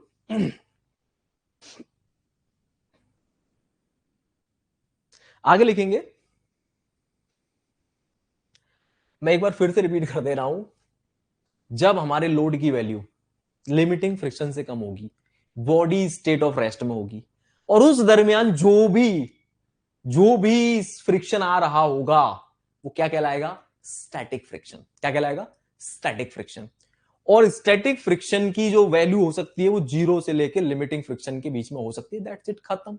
मैं इसको थोड़ा सा और एलोबरेट करता हूं, 1 मिनट देना मुझे, please see carefully everyone. Let's say वाला एग्जांपल ले लेते हैं। लिमिटिंग फ्रिक्शन है मान लो 1000। फिर से 1000 वाला एग्जांपल ले लेते हैं, यानी कि हमारे लिमिटिंग फ्रिक्शन की वैल्यू है दिस इज द एफ। मैं थोड़ा सा और क्लियर कर देता हूं, 2 मिनट लगेंगे बेटा इसको क्लियर करने में, ठीक है? ध्यान दें सब लोग फटाफट से। मैंने पी लगाया 0। जब पी 0 है तो फ्रिक्शन भी 0 होगा। फ्रिक्शन 0 होगा कि नहीं होगा? अब मैंने पी लगाया मान लो कितना, लेट से 100। तो यहां कुछ फ्रिक्शन डेवलप हो जाएगा, जो भी होना होगा, आगे बात करेंगे उसकी वैल्यू की। ध्यान देंगे, आज से जो एफ एफ लेटर में जो लिख रहा हूं कैपिटल एफ, याद रखना प्लीज, इसको हम आज से क्या बोलेंगे? Limiting friction. क्या बोलेंगे? लिमिटिंग। लिमिटिंग फ्रिक्शन का सिंबल बना लेते हैं हम लोग, that is capital F, limiting. Limiting friction का सिंबल आज से हमारे लिए कैपिटल एफ है, ओके? जिसकी वैल्यू भी मैंने दे दी आपको 1000। अब मैंने यहां पे 1000 का लोड लगाया और मुझे क्लियरली दिख रहा है, मेरी आंखें अंधी नहीं है, मुझे साफ साफ दिख रहा है कि 100 का लोड लगाया, सॉरी मैंने 100 का लोड लगाया, मुझे क्लियरली दिखाई दे रहा है कि ये लिमिटिंग फ्रिक्शन से कम है, तो बॉडी किस में होगी? रेस्ट में होगी। अब यहां पे फ्रिक्शन भी डेवलप होगा, उसको मैंने नाम दे दिया एफ एफ। कोई दिक्कत? या इसको कैपिटल एफ एफ बोल देते हैं, F. Do not get confuse, वो कैपिटल एफ है केवल, ये एफ एफ है। एक एफ और लगा दिया अलग से मैंने। तो ये क्या कहलाएगा ये बताओ बस मुझे, इसको नाम क्या दूं मैं? कौन बताएगा इस बात को जल्दी से? अभी क्लियर हो जाएगा 2 मिनट के अंदर। यहां मैंने लोड लगाया 100 का, कीप इन माइंड की वैल्यूज 1000 से कम है, तो इट इज वेरी ऑब्वियस कि स्टेट ऑफ रेस्ट बनने वाली है। इस एफ एफ को क्या बोलूं मैं? जल्दी बताओ, इसकी वैल्यू क्या? मुझे फर्क नहीं पड़ता, अभी मुझे इतना बताओ ये है क्या। इसको नाम क्या दूं मैं? इसको क्या बोलूं? चुन्नू बोलूं, मुन्नू बोलूं, क्या बोलूं इसको मैं? जल्दी बताओ क्या बोलूं इसको मैं? अबे फ्रिक्शन फोर्स तो ठीक है, क्या बोलूंगा इसको मैं? Static friction. क्या बात है, क्या बोलूंगा इसको मैं? Static friction. Friction force, friction force तो आई है, बट है क्या ये? Static friction. क्या है? Static friction. जो भी वैल्यू होगी बाद में बात करेंगे, कितनी आएगी, कब आएगी, कैसे आएगी, बाद में बात करी जाएगी, ठीक है? अब मैंने यहां पे फोर्स बढ़ा दिया बेटा, कितना बढ़ा दिया? जल्दी बता दो। फोर्स कर दिया मैंने 200। क्या बॉडी मोशन में आई? क्या बॉडी मोशन में? बिल्कुल नहीं आएगी। क्यों नहीं आएगी? लिमिटिंग फ्रिक्शन रोके हुए उसको। ये प्रॉपर्टी है, ये प्रॉपर्टी होती है, फिक्स वैल्यू होती है, ये फिक्स वैल्यू होती है प्लीज। ये 1000 है तो 1000 है, बात खत्म। अब मैंने 200 का लोड लगाया, यहां फ्रिक्शन की वैल्यू बढ़ जाएगी। कितनी बढ़ेगी मुझे फर्क नहीं पड़ता, मुझे नहीं पता उसका मैग्नीट्यूड क्या, मुझे बताओ उसको नाम क्या दूं? Static friction. फिर मैंने 300 किया, मैंने क्या देखा? अरे 300 वैल्यू है, लिमिटिंग फ्रिक्शन तो 1000 है, अब भी मोशन नहीं आएगा। इस फ्रिक्शन की वैल्यू बढ़ जाएगी, कितनी बढ़ेगी मुझे फर्क नहीं पड़ता, बाद में बात करेंगे। अभी नाम बताओ, नाम क्या दूं? Static friction. फिर मैंने 400 कर दिया, 500 कर दिया, 600 कर दिया, 700 कर दिया, 800 कर दिया, 900 कर दिया। 900 तक बॉडी मोशन में आई, नहीं आई। इस फ्रिक्शन की वैल्यू चेंज हुई, बिल्कुल हुई, कितनी हुई मुझे नहीं पता, बट नाम क्या दूंगा? Static friction. नाम क्या दूंगा? Static friction. फिर एक टाइम आएगा कि मैं इस वैल्यू को कितना कर दूंगा? इस वैल्यू को कितना कर दूंगा? ध्यान देना, इस वैल्यू को मैं कर दूंगा 1000। कितना कर दूंगा? 1000। ये कौन है? ये लोड है। लोड की वैल्यू को मैंने 1000 कर दिया। जैसे ही मैंने लोड की वैल्यू को 1000 किया, यहां पे जो फ्रिक्शन है उसका नाम क्या है? अगेन मोशन होगा? नहीं होगा। फ्रिक्शन का नाम क्या है? Static friction. लेकिन स्टैटिक फ्रिक्शन की कौन सी वैल्यू रीच कर गई? स्टैटिक फ्रिक्शन की कौन सी वैल्यू रीच कर गई? स्टैटिक फ्रिक्शन की कौन सी वैल्यू रीच कर गई? Now this is the limiting friction. कितने लोग समझ गए? यही समझा रहा हूं उतनी देर से कि स्टैटिक फ्रिक्शन जो होता है, स्टैटिक फ्रिक्शन जो होता है, स्टैटिक फ्रिक्शन जो होता है उसकी वैल्यू 0 से लेके लिमिटिंग फ्रिक्शन तक होती है। लिमिटिंग फ्रिक्शन तक होती है। और ये लिमिटिंग फ्रिक्शन एक प्रॉपर्टी है जो फिक्स हो जाती है एक पर्टिकुलर सरफेस के लिए, एक पर्टिकुलर बॉडी के लिए, ओके? अब बताओ कौन कनेक्ट नहीं कर पा रहा लिमिटिंग को और स्टैटिक को? करे कहीं के, जल्दी बताओ मुझे। अब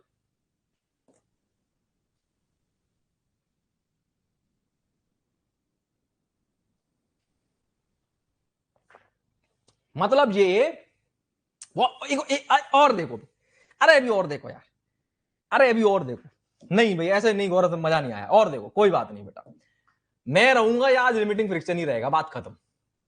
या तो मैं रहूंगा आज या लिमिटिंग फ्रिक्शन रहेगा बेटा, या आप लोग रहेंगे। ठीक है, एक और एग्जांपल लो।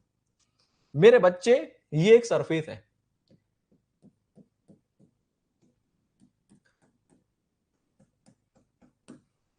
अभी आप बोलोगे सर आपके चरण कहां हैं, क्या बोलोगे? चरण कहां है, सामने देखना बस। ठीक है, क्या पर सरफेस परफेक्टली फ्लैट है? नहीं है, वी नो दैट। तो इसको थोड़ा सा मैं जूम करके बनाऊं, थोड़ा सा और समझाने के लिए। तो अगर मैं सरफेस को जूम करके देखूं तो ये ऐसी है, और इसको मोर आइडियलाइज केस समझने के लिए मैं इसको ऐसे ले रहा हूं, ध्यान देना, ऐसे ले रहा हूं, थोड़ा आइडियलाइज केस बनाने के लिए। समझ में आ रहा है? मतलब हम सरफेस को जूम करके ऐसा देख रहे हैं, ये होगी हमारी सरफेस। अब इस पर मैं बॉडी रखने वाला हूं, इस पर मैं एक बॉडी रखने वाला हूं, बॉडी एरिया मान लो, ये बॉडी मैं यहां रखने वाला हूं। और वी ऑल नो इस बॉडी के अंदर भी ऐसी सरफेस होगी, ध्यान देना, इस बॉडी के अंदर भी ऐसी सरफेस होगी, यस और नो, उबड़ खाबड़, लाइक दिस, इस तरह से होगी। बट थोड़ा सा आइडियलाइज करने के लिए, चीजों को आसान बनाने के लिए एक अजम्पशन मान ले रहा हूं मैं कि ये ऐसी है, थोड़ा आसान करने के लिए। अजम्पशन क्यों माने जाते हैं? चीजों को आसान करने के लिए, समझने के लिए। मैंने मान लिया ऐसी है ये, कोई दिक्कत किसी को? ये कुछ और नहीं है, वही है, ये पिछली वाली बॉडी नंबर 1 है और ये पिछली वाली बॉडी नंबर 2 है। एक मिनट देना, उसके बाद आप बोलोगे सर चरण कहां है। अब मैंने इस बॉडी 2 को उठा के इसके ऊपर रख दिया, और जैसे ही मैंने रखा, जैसे ही मैंने रखा बेटा, ध्यान देना, मजा आ जाएगा आपको, ये रही बॉडी नंबर 2।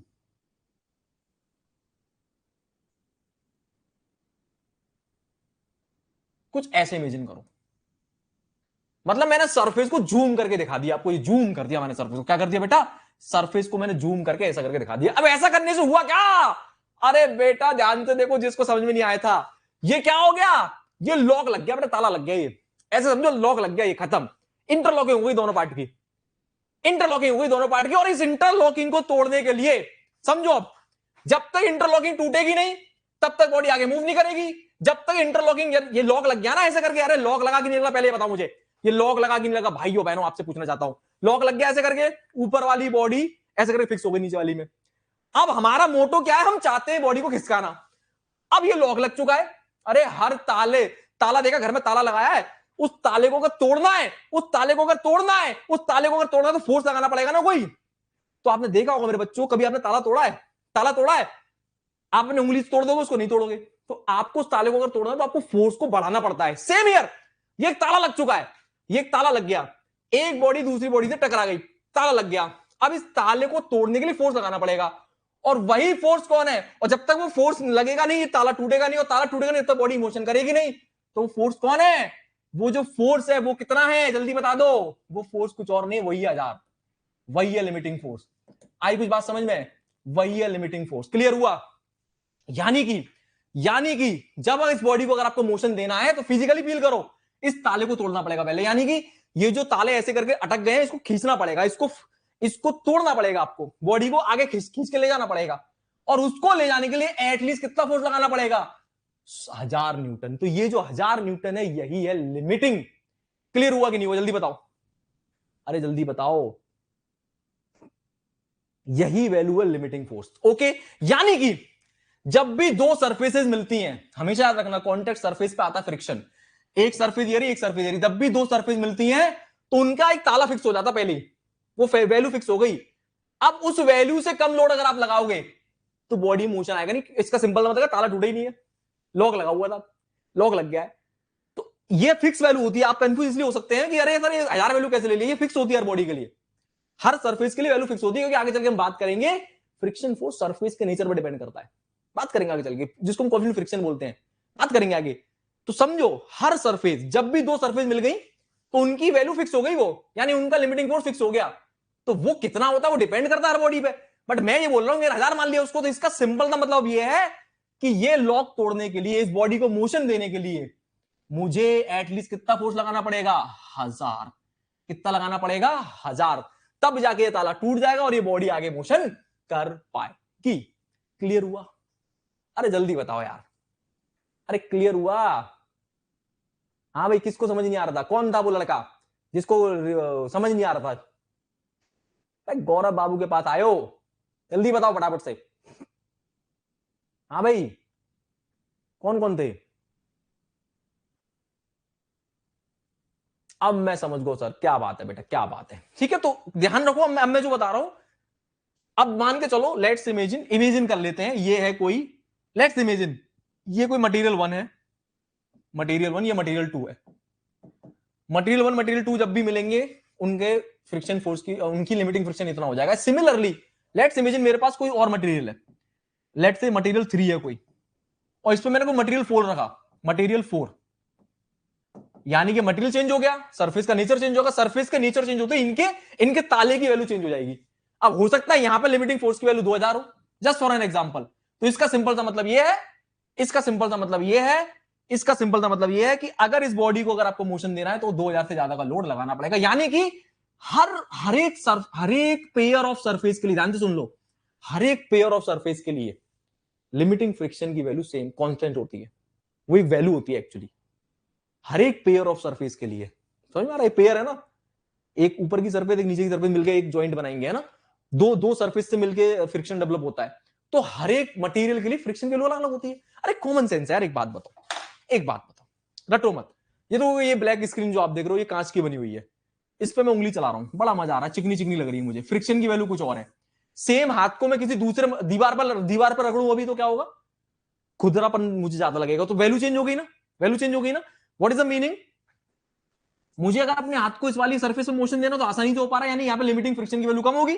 रटो मत कोई भी, मुझे यहाँ पे इस सरफेस पे अपने हाथ को चलाना है तो लिमिटिंग फ्रिक्शन की वैल्यू कम होगी। और यही काम अगर मैं कहां करूं, एक दीवार पे करूं जो चिकनी दीवार नहीं है, नॉर्मल दीवार है, सीमेंटेड दीवार है, तो क्या होगा? हाथ चला के देखो जरा, चल ही नहीं पाएगा आपका हाथ, क्योंकि लिमिटिंग फ्रिक्शन की वैल्यू वहां पे ज्यादा हो गई। तो आपको हाथ चलाने के लिए ज्यादा फोर्स लगाना पड़ेगा। अरे यस और नो भाइयों बहनों, अरे जल्दी बताओ।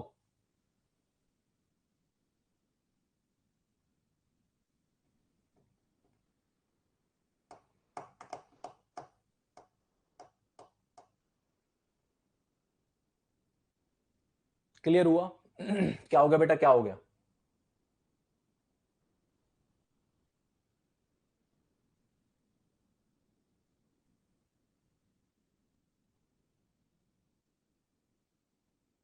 पक्का फील फील हो रहा है यार? ऐसे नहीं यार, मैं ऐसे नहीं पढ़ाऊंगा यार, मैं ऐसे पढ़ाने बिलीव नहीं करता। फील हो रहा ही नहीं, वाला फीलिंग दिल में घुस रही है कि नहीं, ये बताओ। हर एक वैल्यू, आप कंफ्यूज नहीं हुई है, हर एक मटेरियल के लिए देखो, एक मटेरियल मेरा हाथ हो गया, एक मटेरियल ब्लैक स्क्रीन हो गई, खुद ही फील करके बताओ, बड़ा चिकना चिकना है ये, तो यहां पे जो वैल्यू होगी लिमिटिंग फ्रिक्शन की, कुछ और होगी। इसी हाथ को मैं दीवार पे ले जाऊंगा, कुछ और वैल्यू होगी, इसी हाथ को सड़क पे ले जाऊंगा, कुछ और वैल्यू होगी। समझ पा रहे हैं? तो हर एक कॉन्टेक्ट सरफेस पे डिपेंड करता है लिमिटिंग फोर्स, तो वो फिक्स वैल्यू होती है। अब उससे कम फोर्स लगाएंगे तो वैल्यू तो बॉडी मोशन में नहीं आएगी, और उससे ज्यादा लगाएंगे तो मोशन में। दैट्स इतनी सी बात समझनी है, खत्म। क्या बात है बेटा, क्या बात है। दिल फ्रिक्शन फ्रिक्शन हो गया, बस यही सुनना था बेटा मुझे, बस यही सुनना था बेटा, अब आएगा मजा। अब आपने मेरे दिल के तार छेड़ दिए, क्लियर, बहुत बढ़िया। तो कोई कंफ्यूजन है अब? ओके, तो हर वो वैल्यू, हर फ्रिक्शन की हर वो वैल्यू जो रेस्ट में है, जब तक बॉडी रेस्ट में है, जब तक बॉडी रेस्ट में है, जब तक बॉडी रेस्ट में है, जब तक बॉडी रेस्ट में, हर वैल्यू ऑफ फ्रिक्शन को हम क्या बोलेंगे? कुछ भी हो वो, हर value of friction will be termed as static friction. खत्म। क्यों रट रहे हो यार? स्टैटिक का मतलब होता है रुका हुआ, स्टैटिक फ्रिक्शन, स्टैटिक फ्रिक्शन। और स्टैटिक फ्रिक्शन की वैल्यू या तो जीरो होगी, मिनिमम वैल्यू जीरो होगी, और मैक्सिमम वैल्यू क्या होगी? मैक्सिमम वैल्यू होगी लिमिटिंग। क्लियर हो गया? लिमिटिंग फ्रिक्शन ऐसे समझ लो एक प्रॉपर्टी है। अरे जैसे जैसे स्टील की स्ट्रेंथ होती है, स्टील स्टील क्या है? स्टील की एक स्ट्रेंथ है, समझो जरा ध्यान से, स्टील की एक स्ट्रेंथ है, समझो। सोम से लिंक करता हूं बेटा इसको। सपोज ये मैंने स्टील का एक टुकड़ा ले लिया, मैंने स्टील का एक टुकड़ा ले लिया, मैंने स्टील का एक टुकड़ा ले लिया, जिसकी टेंसाइल स्ट्रेंथ, जिसकी tensile strength let's imagine 250 mega pascal आपको दे रखी है। ध्यान देंगे, 250 मेगा पास्कल लेट्स इमेजिन आपको स्ट्रेंथ दे रखी है।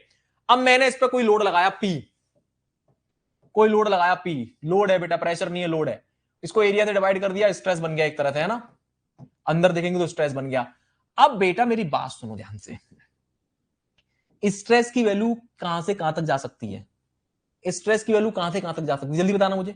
स्ट्रेस की वैल्यू कहां से कहां तक जा सकती है, कहां से कहां तक जा सकती है, 0 से लेके कहां तक जा सकती है, जो भी पी अपॉन ए की वैल्यू होगी कहां तक जा सकती है बेटा, यहां तक, 250 तक। ये फंडा है। अब ये 250 कौन है, ये 250 फिक्स वैल्यू है, प्रॉपर्टी है बॉडी की। बात समझ में आ रहा है, बॉडी की प्रॉपर्टी होती है, फिक्स वैल्यू है यार, ये फिक्स। सिमिलरली ये वैल्यू फिक्स है। अभी एक मिनट और, अब इसका फिजिकल मीनिंग क्या है। अगर ये कौन है, हमारी स्ट्रेस है, पी अपॉन हमारी स्ट्रेस है। अगर अगर स्ट्रेस की वैल्यू इस वैल्यू से कम है तो बॉडी में कोई फेलियर नहीं होगा, बॉडी फेल नहीं करेगी। अगर स्ट्रेस की वैल्यू इससे ज्यादा हो गई बॉडी फेल कर जाएगी। Same here, same here, same here. Static friction की कितनी वैल्यू है, 0 से लेकर लिमिटिंग तक। अब पी लोड है हमारा, लोड की वैल्यू अगर 0 है तो स्टैटिक फ्रिक्शन है, लोड की वैल्यू इसके बराबर है तो भी स्टैटिक फ्रिक्शन है।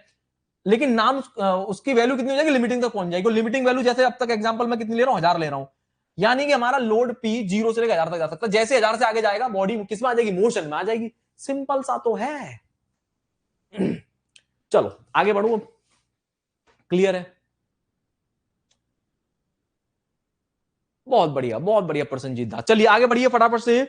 तो मैंने आपको लिखवाया था, 2 पॉइंट लिखवाए थे मैंने आपको। एक पॉइंट लिखवाया था, when applied load is less than limiting friction body will remain at rest and such friction is called static friction.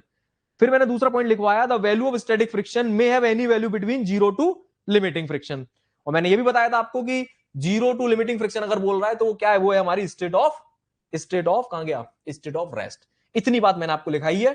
अब बढ़िए बेटा आगे, चलिए लिखिए नेक्स्ट पॉइंट से।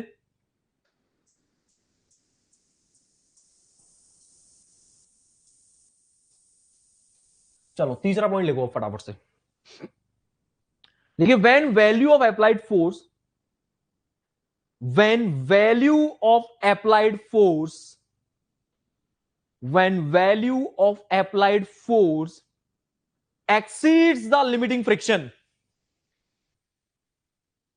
when value of applied force exceeds the limiting friction, then body starts moving, then body starts moving over another body. When value of applied force exceeds the limiting friction, then body starts moving over another body. And frictional force experienced by body, and frictional force experienced by body, frictional force experienced by body is called, is called, is called, is called, ध्यान देंगे, 2 condition है। एक है state of rest, एक है state of rest जिसमें P की value less than equal to F हो सकती है, where F is the limiting friction. एक है स्टेट ऑफ मोशन, एक है स्टेट ऑफ मोशन जिसमें अभी अभी हम सीखते आ रहे हैं कि P की वैल्यू ज्यादा हो जाएगी F से, यही तो सीख रहे हैं, where F is the limiting friction, F is the limiting friction. जब बॉडी इस वाली कंडीशन में थी तो जो भी फ्रिक्शन डेवलप हो रहा था, जो भी फ्रिक्शन डेवलप हो रहा था, जो भी फ्रिक्शन डेवलप हो रहा था, मुझे नहीं पता कितना हो रहा था, बट मैंने उसको नाम क्या दिया, मैंने उसको नाम क्या दिया था, स्टैटिक फ्रिक्शन। क्या नाम दिया था, static friction, static friction, static friction. भाइयों बहनों, अब मैं आपसे पूछना चाहता हूं, मैंने पी की वैल्यू को एफ से ज्यादा कर दिया और चीख चीख के इतनी देर से इतना ही समझ चुके हम कि अब बॉडी मोशन में आ जाएगी। और अगर बॉडी मोशन में आ गई तो जब रेस्ट वाले फ्रिक्शन को स्टैटिक फ्रिक्शन बोल रहा था तो मोशन वाले फ्रिक्शन को क्या बोलूंगा, डायनामिक फ्रिक्शन। क्या बोलूंगा, डायनामिक फ्रिक्शन। आई कुछ बात समझ में कि नहीं आई, कोई रट रहा है क्या, अरे कोई रट रहा है क्या, अरे भाइयों बहनों मैं आपसे पूछना चाहता हूं, क्या बोला मैंने, क्या बोला मैंने, अरे रेस्ट वाले फ्रिक्शन को स्टैटिक फ्रिक्शन बोलते हैं, बॉडी जब मोशन में होती तब का फ्रिक्शन नहीं होता, तब भी होता फ्रिक्शन, उसको बोलते हैं डायनामिक फ्रिक्शन। क्या दिक्कत है इसमें, तो रिपीट कर रहा हूं मैं, सुनो फटाफट। when value of applied force exceeds the limiting friction, when value of applied force exceeds the limiting friction, the body start moving over another body, then body start moving over another body, and frictional force experienced by body, and frictional force experienced by body is called dynamic friction। क्या बोलते हैं उसको हम, dynamic friction और kinetic friction, kinetic friction.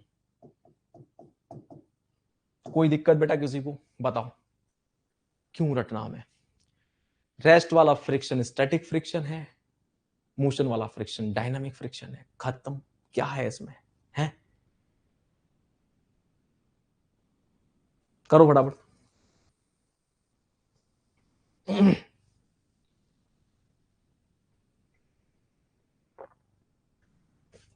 अब देखो मजा। अब मैं आपको दिखाता हूं जादू, जादू, जादू। सी केयरफुली, गाना सुना है जादू वाला? लिसन केयरफुली, बहुत बड़ी चीज पढ़ाने जा रहा हूं बेटा अब मैं, ठीक है? तो जादू देखिए बेटा, जादू, जादू, जादू। सी केयरफुली, ध्यान से देखो बेटा फटाफट, मजा आने वाला है। अभी आप बोलोगे सर कहाँ रहते हैं आप, आ रहा हूं मिलने। सी केयरफुली, मजा आ जाएगा बेटा। अब आप बोलोगे सर चरण कहाँ है, सी केयरफुली। अब हम सीख चुके हैं और मैं भी श्योर हूं कि अब आपको सब समझ में आ गया है जो जो मैंने अब तक पढ़ाया है। बट मेरी रिक्वेस्ट आप सभी से, जितने बच्चे ये सोच रहे हैं अरे सर वो किस पे डिपेंड करेगा, फोर्स मास पे डिपेंड करेगा, जी पे डिपेंड, अरे सब भूल जाओ, केवल सुनो बेटा। यहां ज्ञान की गंगा बह रही है, अपना दिमाग नहीं चलाना बिल्कुल भी, ठीक है? सामने देखो फटाफट से, सामने देखो। लेट्स से अगेन, अगेन मैंने माना लिमिटिंग फ्रिक्शन की वैल्यू 1000 है। मजा आने वाला है, मजा आने वाला है। लोड की वैल्यू 100 है। क्या होगा, क्या होगा, क्या होगा? ध्यान देखो बेटा, ध्यान से देखो। State of rest, state of rest, state of motion, state of motion. मजा आने वाला है, मजा। अरे मजा आ जाएगा। अभी आप बोलोगे सर आपने दिल दिमाग सब जीत लिया आज। जल्दी देखो फटाफट से बेटा, मजा आ जाएगा। दोस्तों मैंने लोड लगाया 100, यहां पे फ्रिक्शन डेवलप होगा कौन सा? स्टैटिक। होगा कि नहीं होगा? बिल्कुल होगा, स्टैटिक फ्रिक्शन आएगा, ठीक है? यहां वाला आएगा डायनामिक, है ना? ध्यान देना जरा, मजा आने वाला है। डायनामिक। एक छोटा सा चेंज कर लेते हैं हम लोग, एक छोटा सा चेंज कर लेते हैं। इधर आओ फटाफट से। कहां गई वो वैल्यू? मैंने स्टैटिक फ्रिक्शन को एफ एफ बोला था, एफ एस कर लो इसको। कोई दिक्कत किसी को? एफ एफ बोला था ना। कैपिटल एफ तो लिमिटिंग फ्रिक्शन है, वो फिक्स कर दिया मैंने। कैपिटल एफ मतलब लिमिटिंग फ्रिक्शन की बात कर रहा हूं मैं। स्टैटिक फ्रिक्शन को डिनोट करेंगे एफ सफिक्स में एस से। कोई दिक्कत? इधर आ जाओ। और डायनामिक फ्रिक्शन को डिपेंड हम लोग डिनोट करेंगे एफ डी से। ऐसा कर लेते हैं फिलहाल के लिए, है ना? ध्यान दो मेरे बच्चों। मुझे क्लियरली दिख रहा है कि लिमिटिंग फ्रिक्शन है 1000। इसका मतलब 100 का लोड लगाने पे बॉडी में मोशन आएगा? नहीं आएगा। और यहां पे जो फ्रिक्शन डेवलप हो रहा होगा उस टाइम पे, उसको मैं क्या नाम दूंगा? F S. कोई दिक्कत? ध्यान देना, मजा आने वाला है। लेट्स इमेजिन एफ एस की वैल्यू कुछ होगी, जो भी होगी बाद में बात करेंगे क्या होगी मुझे नहीं पता। एफ एस है फिलहाल, ऐसा समझते हैं वर्ड के लिए। अब मैं जैसे से इस पी को बढ़ाता जाऊंगा, मुझे इतना बताओ, जैसे से मैं पी बढ़ाता जाऊंगा वैसे वैसे क्या होता जाएगा बेटा? एफ एस पे क्या असर पड़ेगा जल्दी बताओ? एफ एस पे क्या असर पड़ेगा? पी बढ़ा रहा हूं उधर, एफ एस पे क्या असर पड़ेगा? एफ एस की वैल्यू भी बढ़ जाएगी। इसको बस सिंपल ऐसे समझो, एक्शन रिएक्शन से फिलहाल इमेजिन करो बस। अभी इधर वो बढ़ रहा है, इधर एफ ये बढ़ेगा, ओके? पी बढ़ाऊंगा ये बढ़ेगा, पी बढ़ता जाएगा, बढ़ता जाएगा, बढ़ता जाएगा, बढ़ता जाएगा। हमारे स्टैटिक फ्रिक्शन की वैल्यू बढ़ती जाएगी, बढ़ती जाएगी, बढ़ती जाएगी। कहां तक पहुंचने का प्रयास करेगी? कहां तक पहुंचने का प्रयास करेगी? कहां तक पहुंचने का प्रयास करेगी? पी बढ़ते बढ़ते बढ़ते एफ एस बढ़ेगा, एफ एस बढ़ेगा, एफ एस बढ़ेगा, और and F S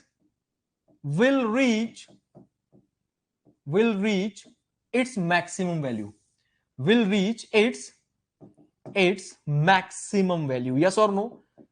fs will reach its maximum value. और वो मैक्सिमम वैल्यू कौन है? वो मैक्सिमम वैल्यू कौन है जल्दी बता दो बेटा। वो मैक्सिमम वैल्यू कौन है बेटा जल्दी बता दो। कौन सी वैल्यू है वो? अरे कौन सी वैल्यू है वो? Capital F. क्या आप लोग मेरी इस बात का समर्थन करते हैं?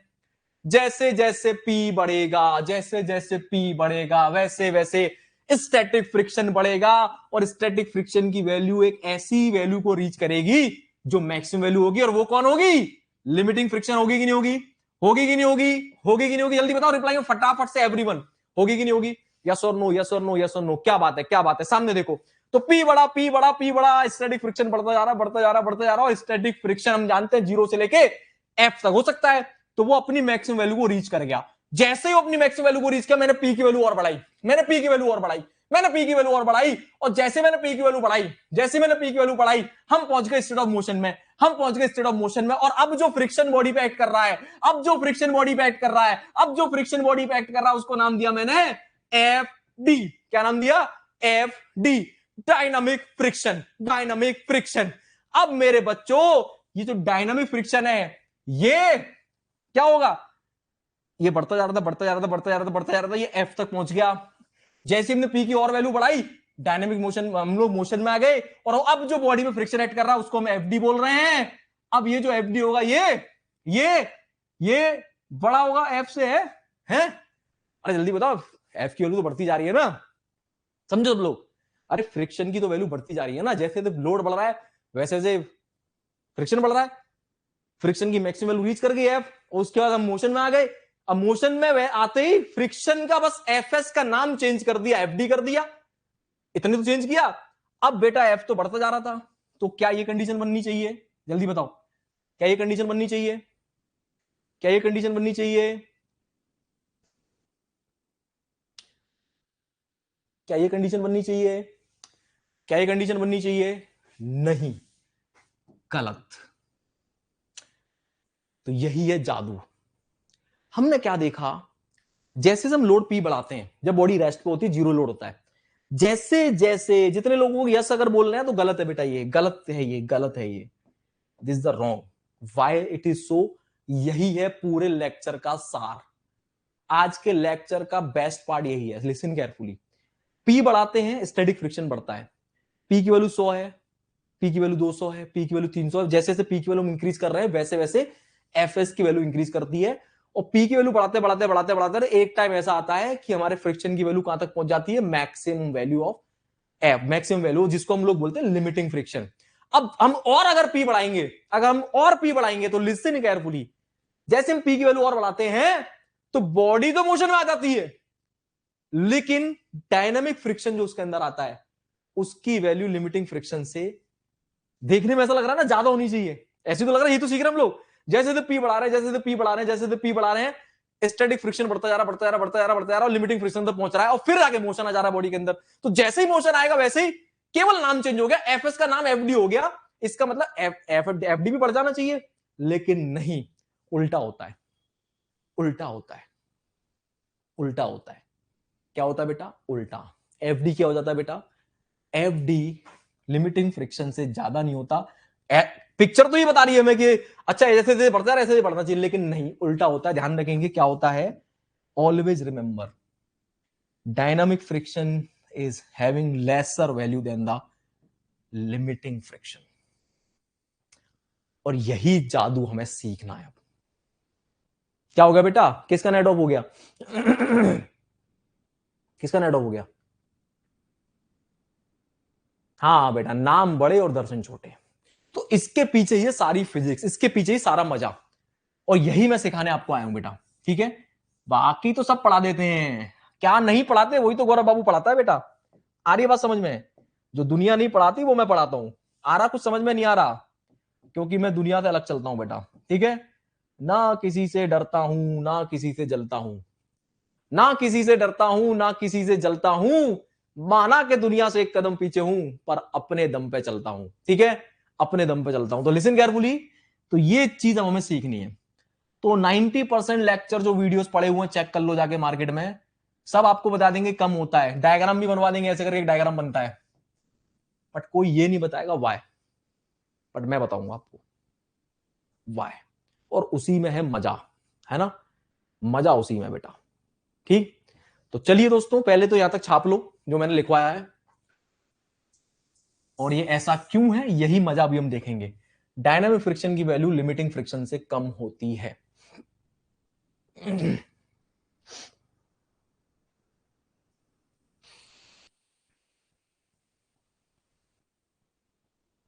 क्या बात है पंकज भाई, बिल्कुल बिल्कुल पंकज, बिल्कुल छापो फटाफट से यहां तक और लिखो एक लाइन जल्दी से।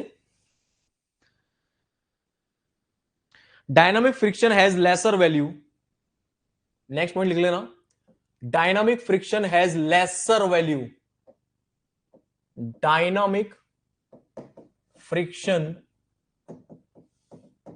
Has lesser value than limiting friction, limiting friction। ये बिल्कुल पता है कैसा है, ये बिल्कुल सोम की तरह है। समझाता हूं कैसे। अभी आप बोलोगे सर मजा आ गया। जीवन में बेटा एक बात याद रखना, आप एक अच्छे इंजीनियर तब कहलाओगे जब आप दो सब्जेक्ट को लिंक कर पाओ। और जो बंदा दो सब्जेक्ट को लिंक कर लेता है या लिंक करके पढ़ा देता है, वही महात्मा होता है बेटा। See carefully. आप लोगों ने देखा होगा एक चीज, अगर हम स्ट्रेस स्ट्रेन डायग्राम बनाए, stress strain diagram mild steel वगैरह का, तो ये अल्टीमेट स्ट्रेस है। अल्टीमेट मतलब सबसे बड़ी वैल्यू, इससे ज्यादा वैल्यू मटेरियल के अंदर नहीं है स्ट्रेस की, लेकिन वो फेल इससे कम वैल्यू पे होता है विचित्र। बात समझिए, समझो मैं क्या कहना चाह रहा हूं।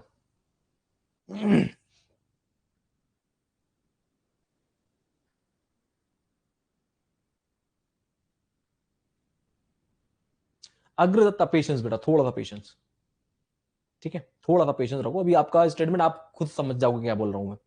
तो ये क्या है समझो, हमारे पास मैक्सिमम वैल्यू स्ट्रेस ही है, अल्टीमेट स्ट्रेस, लेकिन बॉडी फेल कहां होती है, फ्रैक्चर स्ट्रेस पे जाके, जो कि अल्टीमेट से कम होती है। समझो ये फ्रैक्चर स्ट्रेस है, फ्रैक्चर। तो दो टुकड़ों में बॉडी कब बटी, जब फ्रैक्चर स्ट्रेस पे पहुंची वो।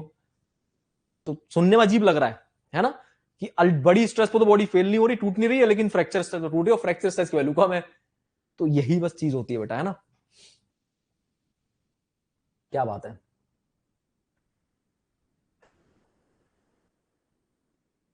क्योंकि जब एफडी इंक्रीज होगा तब तो बॉडी एफडी की डायरेक्शन मूव कर जाएगा ना। है एफडी की डायरेक्शन में मूव कर जाएगा। अबे एफडी तो अपोजिशन फोर्स है, हमें आवाजी है। और तरुण भाई बोल रहे हैं सही कह रहा है हवाबाजी चल रही है, हम यहाँ गधे हैं, हम यहाँ खड़े हैं। एफडी की डायरेक्शन मूव कर जाएगी बॉडी, है मजा आ गया। दिल खुश कर दिया आपने, मतलब बॉडी एफडी की डायरेक्शन मूव करेगी। खेल गए यार, बॉडी एफडी की डायरेक्शन मूव करेगी। भांग वांग पी ली हो क्या, है।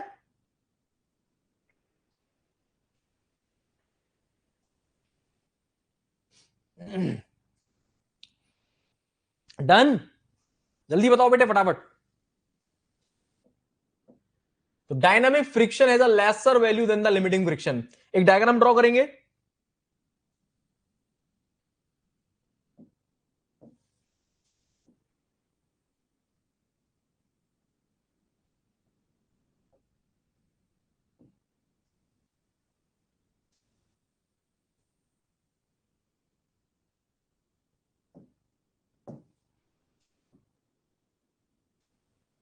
एक डायग्राम ड्रॉ करेंगे।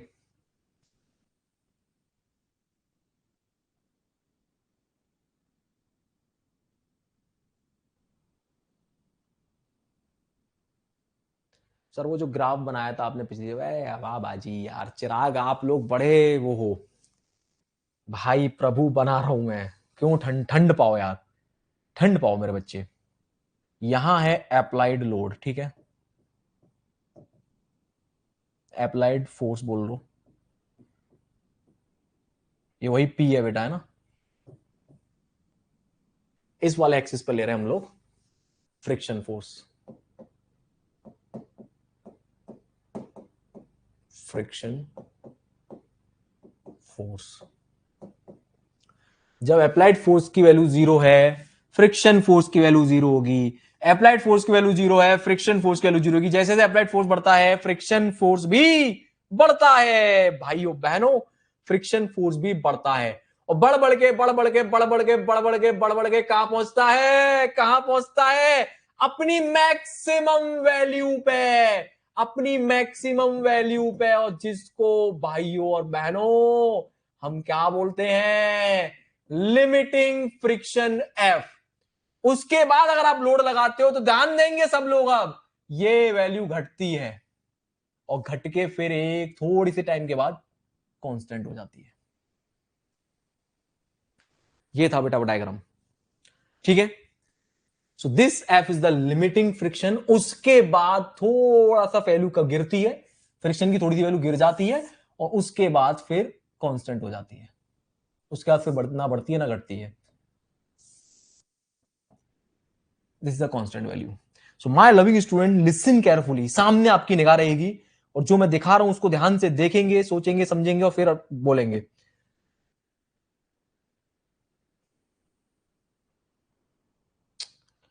This is the reason where body is in यहां से लेके यहां तक क्या है, स्टेट ऑफ रेस्ट। क्या है ये, स्टेट ऑफ रेस्ट। क्या है ये, स्टेट ऑफ रेस्ट। इसलिए ये जो रीजन है, इस रीजन के अंदर फ्रिक्शन की जो भी वैल्यू होगी, चाहे ये वैल्यू हो, चाहे ये वैल्यू हो, चाहे ये वैल्यू हो, चाहे ये वैल्यू हो, चाहे ये वैल्यू हो, सारी वैल्यू क्या कहलाएंगी, स्टैटिक फ्रिक्शन। क्या कहलाएंगी, स्टैटिक फ्रिक्शन। क्या कहलाएंगी, स्टैटिक फ्रिक्शन। अगर अब भी समझ में नहीं आया तो छत पे जाओ और कूद जाओ। और इसके बाद जैसे ही इस वैल्यू को रीच करेगा हमारा लोड पी, वैसे ही फ्रिक्शन की वैल्यू गिर जाती है। थोड़ी सी गिरती है, ऐसा नहीं है कि 100 से 0 हो जाएगी, नो, थोड़ी सी वैल्यू गिरती है। क्यों गिरती है बाद में बात करेंगे। और गिरने के बाद ये जो वैल्यू है बेटा, ये जो वैल्यू है, ये कौन सी, ये वाली जो वैल्यू है, ये इसको क्या बोलते हैं, this value is termed as F D, dynamic friction. ये डायनामिक फ्रिक्शन है। और ये रीजन कौन सा है, ये रीजन कौन सा है, ये रीजन है स्टेट ऑफ मोशन। क्या है ये, स्टेट ऑफ मोशन। और ये कौन सा फ्रिक्शन कहलाएगा, डायनामिक फ्रिक्शन। छापिए फटाफट।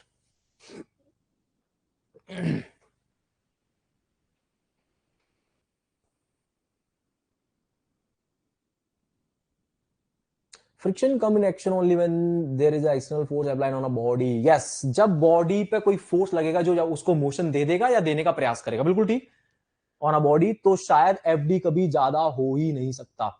एक बार मोशन आ जाएगा तो फिर वो ज्यादा नहीं हो ही नहीं पाएगा, एफडी वो फिक्स हो जाएगा। अभी आप खुद ही समझ जाओगे कैसे, थोड़ा सा पेशेंस और रखें बेटा। क्या बात है बेटा, छापो फटाफट, नोट इट डाउन बेटा एवरीवन।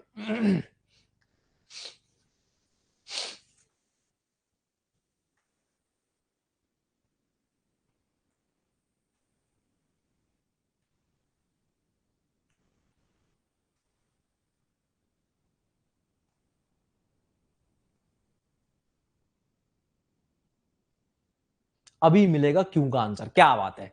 अब एक क्वेश्चन लिखो, यहां तक सबने बता दिया होगा आपको कि हाँ भाई ऐसे ऐसे होता है, कि भैया जो हमारा डायनामिक फ्रिक्शन है वो जो है लिमिटिंग फ्रिक्शन से कम होता है। अब मैं बताऊंगा क्यों। तो हेडिंग डालो, एक क्वेश्चन लिखो, एक क्वेश्चन लिखो, सीधे क्वेश्चन, एक क्वेश्चन लिखो, why why is why is dynamic friction, why, ऐसे लिखो, why is static friction, why is static friction more than the kinetic friction. Why is static friction? Why is static friction is more than kinetic? कई तरह से इसको पूछ सकते हो आप, है ना। Why is static friction more than, why is static friction more than kinetic? ये क्वेश्चन बन सकता है। या इसको उल्टा सोचें कि why dynamic friction is less than the इस लिमिटिंग फ्रिक्शन। कैसे भी करके इस क्वेश्चन को बना सकते हैं हम लोग, ठीक है। तो लिखो इसमें बेटा, देयर आर, आंसर लिखेंगे इसका, देयर आर, अब देखो आप जब रिसर्च पेपर से गो थ्रू करोगे, अब ये कुछ चीज ऐसी होती है बेटा जो जनरली नहीं मिलेंगी आपको, रिसर्च पेपर वगैरह में मिलती है ना। आप देखना बुक्स खंगाल के देखना, स्टैंडर्ड बुक्स में भी नहीं मिलेगा आपको, लिख देगा वो ऐसा ऐसा होता है। बहुत ही रेयर बुक्स में आपको मिल जाएगी प्रॉपर कि भैया ऐसा क्यों है। तो रिसर्च पेपर पढ़ने होते हैं तब जाके गहन गहन नॉलेज मिलती है आपको, है ना। क्योंकि कई सारे टॉपिक ऐसे होते हैं जिनका जवाब कहीं पे अच्छे से नहीं है, और फिर आप तमाम रिसर्च पेपर पढ़ोगे तो तमाम बातें उसमें होती है, तो उनमें जो बेस्ट चीजें होती है वो हम लोग निकाल के लेके आते हैं। तो तमाम सारे रिसर्च पेपर में अलग अलग बातें बोली गई हैं, जिनमें से दो बातें सबसे ज्यादा कॉमन बोली गई हैं। तो वो दो बातें आपको बताने जा रहा हूं, तो listen carefully, what is the reason behind this. अब मैं जो दिखा रहा हूं बेटा वो आपने ना सुना होगा, ना देखा होगा, ना समझा होगा, ना जाना होगा, तो listen carefully. There are two reasons, यहां पे दो कारण हैं। किस चीज के? स्टैटिक फ्रिक्शन के ज्यादा होने के। The first reason is, the first reason is atomic, और you can say molecular, molecular reason. Okay, and the another one is mechanical reason, mechanical reason, और यू कैन से मैकेनिकल कॉज, कॉज भी आप बोल सकते हो। ठीक है, सो नाउ सी केयरफुली, क्या है ये एटॉमिक रीजन। पहले मॉलिक्यूलर रीजन की बात करेंगे, उसका मैकेनिकल रीजन की बात करेंगे। तो ध्यान देंगे बेटा सब लोग, हेडिंग डाल लो एटॉमिक रीजन, एटॉमिक कॉज। क्या है atomic cause? Listen carefully, atomic या मॉलिक्यूलर कॉज है ना।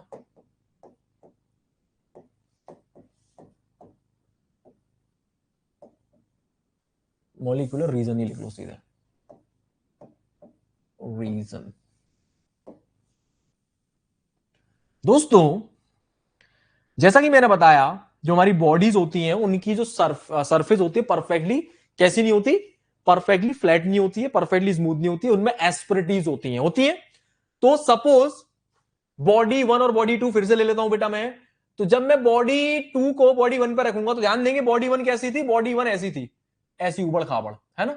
ये बॉडी वन है। बॉडी टू को जब मैंने इसके ऊपर रखा, ध्यान देंगे सब लोग, बॉडी टू को जब मैंने इसके ऊपर रखा, ये रही बॉडी टू, वो भी ऐसे, उसकी सरफेस भी ऐसे उबड़ खाबड़ है कि नहीं है? हाँ या ना जल्दी बताओ। ये हमारी बॉडी टू हो गई, ये हमारी बॉडी टू हो गई। अब मेरे बच्चों ध्यान से सुनना जरा, मुझे ये बताओ, क्या 100% मेटल टू मेटल कॉन्टेक्ट है? बिल्कुल नहीं है, यही सीखा हम लोगों ने। अभी भी बात करी थी थोड़ी देर पहले एपरेंट एरिया की मैंने। तो मैं और आप जानते हैं कि पूरी की पूरी सरफेस कॉन्टेक्ट में नहीं है। पूरी की पूरी अगर मैं अपने दोनों हाथों को ऐसे करके ज्वाइंट करने का प्रयास करूं, तो क्या मेरी दोनों हाथों की पूरी पूरी 100% सरफेस कॉन्टेक्ट में आएगी? बिल्कुल नहीं आएगी। उसका कुछ पार्ट कॉन्टेक्ट में हो, कुछ पार्ट में एयर के गैप होंगे, होंगे कि नहीं होंगे? एयर के बबल होंगे, एयर बबल नहीं बोलेंगे, सॉरी, एयर का गैप बोलेंगे हम लोग।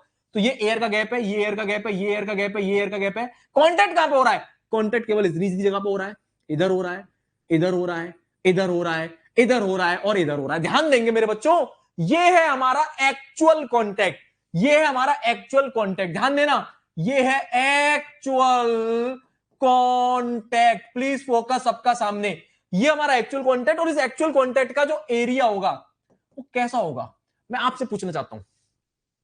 ये जो एक्चुअल कॉन्टेक्ट एरिया वो कैसा होगा? बहुत ही ज्यादा कम। यस और नो? यस और नो? क्योंकि पूरा का पूरा कॉन्टेक्ट थोड़ी सरफेस, पूरी की पूरी सरफेस थोड़ी कॉन्टेक्ट में, छोटे छोटे पॉइंट्स है कॉन्टेक्ट में, छोटे छोटे टिनी पॉइंट्स हैं, टिनी लिखवाया था मैंने, माइन्यूट एस्पिरिटीज टकराती हैं आपस में। Are you getting my point? तो बहुत एरिया कैसा है जो कॉन्टेक्ट में कम है। अब ध्यान देंगे आगे की कहानी, आगे की कहानी सुनो ध्यान से बेटा। ये जो बॉडी है, ये जो बॉडी है, इसका एक वेट है, इसका एक वेट है जो नीचे एक्ट कर रहा है, नीचे एक्ट कर रहा है। ध्यान देना, ये जो वेट है जो नीचे एक्ट कर रहा है, और क्या ये वेट अल्टीमेटली इन पॉइंट्स पे आ रहा होगा? इन कॉन्टेक्ट पॉइंट पे आ रहा होगा, इन कॉन्टेक्ट पॉइंट्स पे आ रहा होगा, बिल्कुल आ रहा होगा बेटा। ध्यान देंगे, क्या आपने प्रेशर नाम की चीज सुनी है? बिल्कुल सुनी है। क्या आपने प्रेशर नाम की चीज सुनी है? बिल्कुल सुनी है। ध्यान देंगे बेटा, प्रेशर होता है फोर्स, ये रहा हमारा force, divided by area. Okay, focus please सामने। मैं आपसे पूछना चाहता हूं ये एरिया कैसा है? ये एरिया कैसा है? ये एरिया बहुत बड़ा है, किलोमीटर में फैला हुआ है? किलोमीटर में नहीं, ये एरिया माइक्रोन्स में है, यानी this area is very much small. ये बहुत ज्यादा छोटा एरिया है। अगर एरिया होगा छोटा, अगर एरिया होगा छोटा, फोर्स तो कांस्टेंट है, फोर्स पर तो कोई दिक्कत नहीं आ रही, एरिया हमारा छोटा है, तो बेटा प्रेशर होगा मोटा, प्रेशर होगा मोटा। अगर एरिया है छोटा तो प्रेशर होगा मोटा, मोटा मतलब ज्यादा। तो कैन यू इमेजिन कि इन पॉइंट्स पे आने वाला जो प्रेशर है वो क्या होता है, बहुत ही ज्यादा। कैसा होता है, बहुत ही ज्यादा। अब इतने हाई प्रेशर में पता है क्या होता है, लिसन केयरफुली। अब मैं आपको ले चलता हूं बेटा कहां पे, अब मैं आपको ले चलता हूं वेल्डिंग में। कहां पे ले चलता हूं, वेल्डिंग। क्या आपने वेल्डिंग नाम का टर्म सुना है? नहीं सुना तो 2 मिनट लगेगी वेल्डिंग सिखाने मुझे। सामने देखो, वेल्डिंग होती क्या है, what is the welding. Welding कुछ नहीं है, लिसन केयरफुली। अगर आप किन्हीं भी दो एटम्स को, एक एटम ये रहा, एक एटम ये रहा, ध्यान देना। अगर आप किन्हीं भी दो एटम्स को, लिसन केयरफुली, ये दो एटम्स हैं और इनके बीच की डिस्टेंस है लेट्स इमेजिन डी, जिसको हम बोलते हैं इंटर एटॉमिक डिस्टेंस। आपने एक टर्म सुना होगा इंटर मॉलिक्यूलर फोर्सेस या इंटर एटॉमिक फोर्सेस, सुना है ना नाम, इंटर एटॉमिक फोर्सेस। तो दोस्तों, दो मॉलिक्यूल के बीच की डिस्टेंस अगर डी है तो ध्यान देना उनके बीच में एक इंटर मॉलिक्यूलर या इंटर एटॉमिक फोर्स लगता है। और वो इंटर एटॉमिक फोर्स, ध्यान देंगे, अगर ये डिस्टेंस बढ़ती है, अगर आप डिस्टेंस को थोड़ा सा बढ़ा दोगे, इंटर एटॉमिक डिस्टेंस को थोड़ा सा बढ़ा दोगे, तो वो फोर्स बहुत तेजी से घट जाता है। यानी इनके बीच का जो फोर्स ऑफ अट्रैक्शन है बहुत तेजी से घट जाता है। सिमिलरली अगर आप इस डिस्टेंस को कम कर देंगे, ध्यान देना, कम करते जाओ, कम करते जाओ, कम करते जाओ, कम करते जाओ, मतलब एटम्स को पास में लेके आते जाओ, पास में लेके आते जाओ, पास में लेके आते जाओ, पास में लेके आते जाओ। यानी कि जब आप इस इंटर एटॉमिक डिस्टेंस को कम करते हो तो सेम फोर्स ऑफ अट्रैक्शन बहुत तेजी से बढ़ता भी है। दोनों इफेक्ट पॉसिबल है बेटा, ठीक है, दोनों इफेक्ट पॉसिबल है। तो क्या बोला मैंने, दो एटम ले लिए, उनके बीच की डिस्टेंस इंटर एटॉमिक डिस्टेंस हो गई डी। अगर इस डी को आप बढ़ाओगे तो फोर्स बहुत तेजी से घटेगा। कौन सा फोर्स, फोर्स ऑफ अट्रैक्शन। और अगर आप इस डिस्टेंस को कम करते जाओगे, कम करते जाओगे, कम करते जाओगे, कम करते जाओगे, कम करते जाओगे, फोर्स तेजी से बढ़ता जाएगा, बढ़ता जाएगा, बढ़ता जाएगा, बढ़ता जाएगा। और अगर अगर अगर अगर अगर ये डिस्टेंस, अगर इस डिस्टेंस का ऑर्डर, ऑर्डर समझते हैं, अगर इस डिस्टेंस का ऑर्डर 10⁻⁻10 मीटर का होगा, मतलब एंगस्ट्रम ऑर्डर की डिस्टेंस, यानी एटम इतने ज्यादा पास है कि उनकी बीच की डिस्टेंस की यूनिट क्या है, एंगस्ट्रॉम में। एंगस्ट्रॉम जानते हैं आप लोग, यानी कि इतनी कम डिस्टेंस कि जिसका ऑर्डर 10⁻⁻10 मीटर का है। अगर आप इस डिस्टेंस को इतना कम कर दो तो ये जो फोर्स है ना, ये इतना ज्यादा हाई हो जाता है, इतना ज्यादा हाई हो जाता है, इतना ज्यादा हाई हो जाता है कि ये दोनों मॉलिक्यूल एक दूसरे को कस के पकड़ लेते हैं, कस के जकड़ लेते हैं। और बेटा इसी को क्या बोलते हैं, वेल्डिंग। तो वेल्डिंग का जो प्रिंसिपल है वो यही है था, खत्म, खत्म हो गई वेल्डिंग। वेल्डिंग कुछ नहीं है, आप दो एटम्स को एंगस्ट्रॉम डिस्टेंस पे ला दो, अपने आप पकड़ लेंगे, अपने आप। और ऐसा पकड़ेंगे छोड़ेंगे नहीं। पढ़ा होगा वेल्डिंग के बारे में, welding is a permanent joint, पढ़ा था ना। तो परमानेंट जॉइंट क्यों बना, क्योंकि उनके मॉलिक्यूल्स ने, उनके एटम्स ने एक दूसरे को ऐसा कस के पकड़ लिया जैसे दो प्रेमी, एक प्रेमी जोड़ा छोड़ेंगे नहीं, एक दूसरे को मर जाएंगे। बात समझ में आ रही है, this is what we called welding, इसी को वेल्डिंग बोलते हैं। तो भैया, भैया, अरे भैया, भैया की बहन सामने देखो जल्दी। तो यहां क्या हो रहा है, अरे ये प्रेशर इतना ज्यादा है, ये प्रेशर इतना ज्यादा है कि बॉडी नंबर 1 और बॉडी नंबर 2 के मॉलिक्यूल्स को इतना ज्यादा क्लोज कर दे रहा है कि उनमें वेल्डिंग हो जा रही है। क्या हो जा रही है, वेल्डिंग। तो होता क्या माय डियर फ्रेंड, जब बॉडी स्टेट ऑफ रेस्ट में होती है तो हाई प्रेशर लगता है छोटे छोटे पॉइंट्स पे। उस प्रेशर की वजह से कोल्ड स्टेट वेल्डिंग क्या होती है बेटा, कोल्ड स्टेट। ध्यान देना इस पे, हमने कोई हीट तो दी नहीं है। वेल्डिंग के भी प्रकार होते हैं, ठीक है, solid state welding, liquid state welding, cold welding, hot welding. तो ये जो वेल्डिंग है कैसी है, कोल्ड स्टेट वेल्डिंग। तो listen carefully, very high pressure में ये जो पॉइंट्स हैं ये वेल्ड हो जाते हैं। वो आपको दिखते नहीं है बट हो जाते हैं, माइक्रो लेवल में वेल्डिंग हो जाती है, एक दूसरे से चिपक जाते हैं। समझ में आ रहा है, यहां तक की कहानी क्लियर है, जल्दी बताओ, यहां तक की कहानी क्लियर है। अब दोस्तों चूंकि वेल्डिंग हो गई है, मैं आपसे पूछना चाहता हूं, इस वेल्डिंग को तोड़ने के लिए आपको ज्यादा फोर्स लगाना पड़ेगा कि नहीं लगाना पड़ेगा, भाइयों बहनों जल्दी बताओ। तो चूंकि वेल्डिंग हो गई है, चूंकि वेल्डिंग होगी, अब इस वेल्डिंग को अगर आपको तोड़ना है तो you have to apply more and more force. That is why only कि आप स्टैटिक फोर्स, स्टैटिक जो फ्रिक्शन है उसकी वैल्यू ज्यादा है। क्यों, क्योंकि पहले जीरो फोर्स था, अप्लाइड लोड जीरो था, फिर पी की वैल्यू बढ़ाओगे बढ़ाओगे बढ़ाओगे, तो इस वेल्डिंग को तोड़ने के लिए आपको एक ज्यादा फोर्स की रिक्वायरमेंट होगी। और एक बार अगर ये वेल्डिंग टूट गई तो दोबारा नहीं होगी। क्यों नहीं होगी, जल्दी बताओ मुझे। अरे वेल्डिंग होने में समय भी लगता है, वेल्डिंग कोई ऐसा प्रोसेस नहीं है कि चुटकी में हो जाता है। नो, वेल्डिंग रिक्वायर्स क्या, टाइम, टाइम चाहिए। और एक बार अगर आप डायनेमिक स्टेट में चले गए तो फिर तो टाइम मिलेगा नहीं इसको, बात समझिए। दैट इज वाई एक बार ये बॉन्ड टूट जाए, एक बार ये बॉन्ड टूट जाए, उसके बाद तो मेरा काम आसान है, फिर उसके बाद मोशन देना आसान है फिर। That is why dynamic state में फ्रिक्शन की वैल्यू स्टैटिक फ्रिक्शन से कम होती है। क्लियर हो रहा है? क्लियर हो रहा है? क्लियर हो रहा है? दोबारा सुने। अरे वेल्डिंग हो गई, वेल्डिंग क्यों हो गई? क्योंकि हाई प्रेशर था। आगे चल के पढ़ाऊंगा प्रेशर वेल्डिंग। प्रेशर वेल्डिंग भी होता है कि दो प्लेट के ऊपर प्रेशर लगा दो, अपने आप चिपक जाती है वो। जी हाँ, बिना किसी हीट वीट के। अगर हाई प्रेशर आपने बॉडीज के ऊपर लगा दिया तो बस करना क्या है, हमें इतना प्रेशर लगाना है कि उसके मॉलिक्यूल एक दूसरे से कितनी डिस्टेंस पा जाए, एंगस्ट्रम डिस्टेंस पा जाए, अपने आप प्लेट चिपक जाती है। प्रेशर वेल्डिंग बोलते हैं, आगे चल के पढ़ाऊंगा। सुनो ध्यान से आगे सुनो। अब यहां पे कुछ नहीं हुआ बेटा, हाई प्रेशर था। उस प्रेशर की वजह से जो पार्टिकल्स हैं, मतलब जो कॉन्टेक्ट पॉइंट्स हैं, वो चिपक गए हैं, वेल्ड हो गए हैं। अब इस वेल्डिंग को तोड़ने के लिए आपको ज्यादा फोर्स लगाना पड़ेगा। एक बार वेल्डिंग टूट जाएगी फिर दोबारा नहीं होगी। क्यों नहीं होगी? एक बार मोशन अगर आ जाएगा फिर वेल्डिंग नहीं होगी। क्यों नहीं होगी भाई? क्योंकि वेल्डिंग को समय भी चाहिए होता है बेटा। कोई चीज स्टेट ऑफ रेस्ट में तो उसको समय मिल गया काफी देर के लिए। मोशन एक बार स्टार्ट हो जाएगा तो फिर वेल्डिंग नहीं हो पाती है। क्लियर है? क्लियर है? जल्दी बताओ, अरे जल्दी बताओ। आई बेटा बात समझ में? क्लियर हुआ? हाँ या ना? जल्दी बोलो। तो this is one of the reasons. तो एक रीजन है बेटा एटॉमिक रीजन, जिसकी वजह से वेल्डिंग हो जाती है, और वेल्डिंग को ब्रेक करने के लिए हमें हाई फोर्स की रिक्वायरमेंट होती है। That is why static friction is having the higher value than that of dynamic. छापो फटाफट। और मजा नहीं आया तो बताओ बेटा मुझे। अरे मजा आया कि नहीं आया?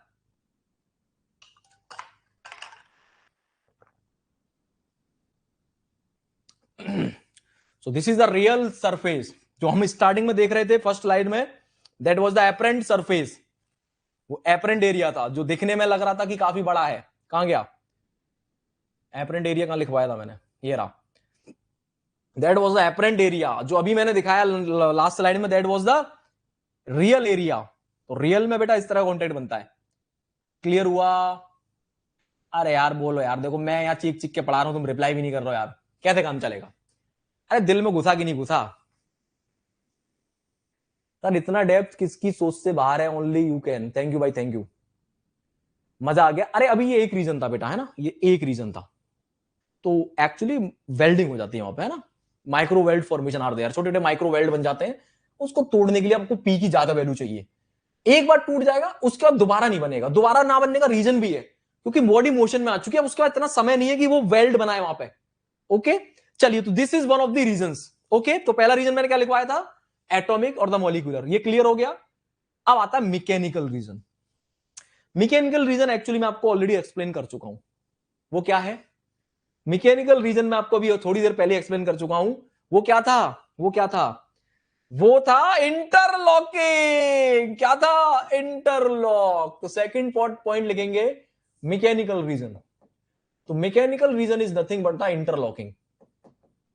Mechanical reason is nothing but the interlocking of the surfaces. Interlocking of surfaces. Interlocking of surfaces. क्यों हो रही इंटरलॉकिंग? क्योंकि सरफेसेस में क्या है? एस्पेरिटीज।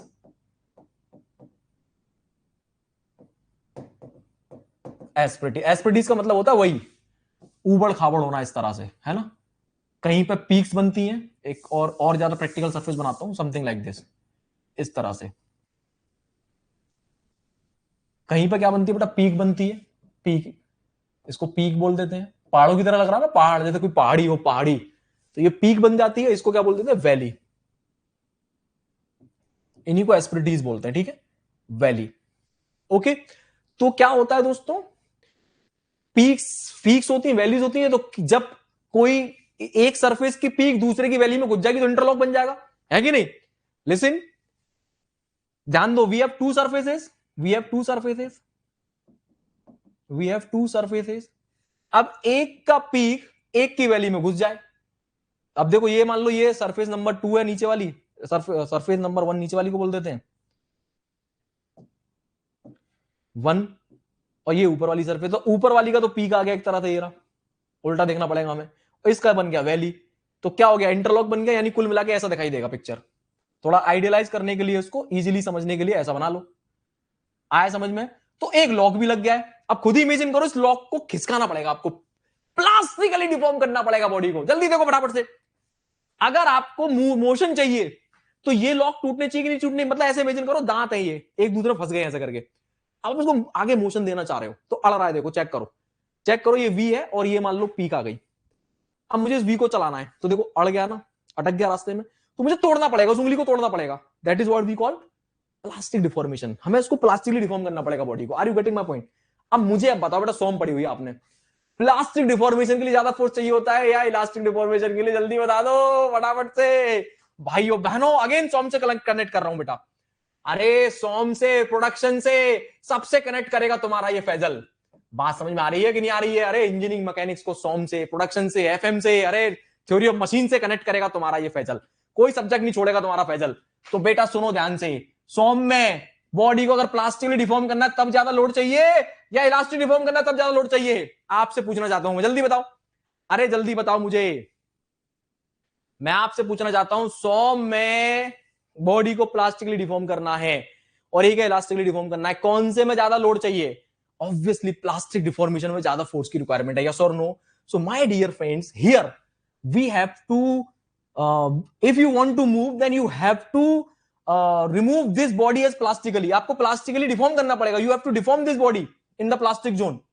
दैट इज व्हाई अगेन, अब दोनों चीज साथ में चल रही है। उधर दो रीजन है ना, उधर कौन सा रीजन था? वेल्डिंग वाला रीजन। ये भी हो रहा है साइमल्टेनियसली मैकेनिकल रीजन भी है। ऐसा थोड़ी है कि टोटली वेल्डिंग हो जाएगी, कुछ मैकेनिकल पॉइंट भी बनेंगे। बात समझ में आ रही है नहीं आ रही है? तो वेल्डिंग भी चलेगी साथ के साथ, साथ के साथ ये वाली इंटरलॉकिंग भी हो जाएगी। तो आपको वो मैकेनिकल बॉन्ड भी, आपको वो वेल्डिंग वाले बॉन्ड भी तोड़ने पड़ेंगे और प्लस इस इंटरलॉकिंग को आपको क्या करना पड़ेगा? Plastically deform, plastically deform. तो you have to deform this body plastically. That is why there are two reasons. That is why, listen carefully. इसलिए आपको क्या करना है, दोनों, इसलिए जो P होता है, इसलिए जो P होता है, यानी कि इसलिए जो लोड की वैल्यू है, या मैं बोलूं इसलिए जो फ्रिक्शन है हमारा स्टैटिक जोन में, वो ज्यादा है व्हेन कंपेयर टू डायनामिक। एक बार डायनामिक फ्रिक्शन आ जाए, एक बार बॉडी में मोशन आ जाए, तो फिर तो वेल्डिंग होगी नहीं। और दूसरा, क्योंकि एक बार मोशन आ जाएगा ना, एक बार मोशन आ जाएगा तो क्या उस टाइम पे ये इंपैक्ट नहीं करेगा? क्या ये इंटरलॉकिंग तब नहीं हो रही? तब भी हो रही होगी, बट वो टूटती चली जाएगी। क्यों टूटती चली जाएगी? क्योंकि मोशन में आ गई, मोमेंटम आ गया बॉडी के अंदर। दैट इज वाई ओनली क्या हो रहा है, थोड़ा सा फोर्स की वैल्यू घट रही है और फिर कांस्टेंट हो जा रही है। अब ना तो वेल्डिंग बनेगी ना फोर्स बढ़ेगा। क्लियर हो गया सबको? फील हुआ? जल्दी बताओ। तो देयर आर टू रीजंस। कौन कौन से रीजंस हैं? स्टैटिक डायनेमिक फ्रिक्शन के कम होने के या स्टैटिक फ्रिक्शन के ज्यादा होने के। एक है एटॉमिक रीजन जिसमें वेल्डिंग हो जाती है, कुल मिला के साइड में लिख लो। और एक क्या है बेटा? मैकेनिकल रीजन, जिसमें क्या होती है? Interlocking of surfaces, interlocking.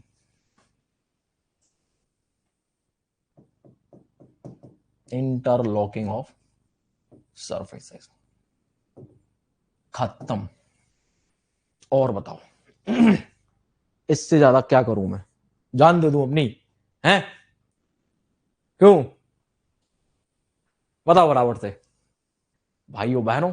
तरुण भाई, नहीं जान दे दूं? बताओ क्या कर दूं? भांग वांग खा लूं? हैं? मजा आया? अरे फील हुआ कि नहीं?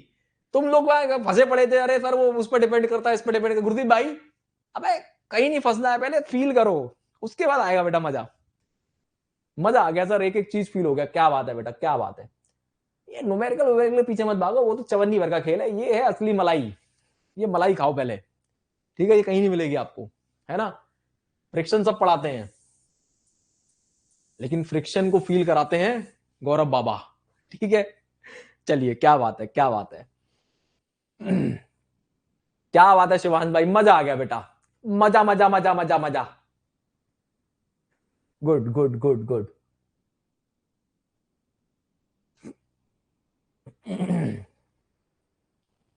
सो ये था फ्रिक्शन का इनिशिएशन, मतलब आज फ्रिक्शन स्टार्ट किया मैंने। तो आपको अब जो 2-3 बातें जो ध्यान रखनी है वो ये कि 2 तरह का फ्रिक्शन है, एक है डायनामिक और एक है स्टैटिक। ठीक है, डायनामिक फ्रिक्शन की वैल्यू स्टैटिक से कम होती है। एक क्यों होती है वो मैंने रीजन समझा दिया, क्योंकि स्टैटिक वाले मोड में 2 बॉन्ड बन जाते हैं, एक मैकेनिकल बॉन्ड समझ लो और एक समझ लो एटॉमिक बॉन्ड, यानी एक वेल्डिंग हो गई और एक इंटरलॉकिंग हो गई। उन दोनों बॉन्ड को तोड़ना है मुझे, इसीलिए ज्यादा फोर्स की रिक्वायरमेंट होती है। एक बार वो टूट जाएगा तो फिर उसके बाद हमें इतना फोर्स की रिक्वायरमेंट नहीं है, बॉडी हमारी उसी फोर्स पे चलती चली जाएगी।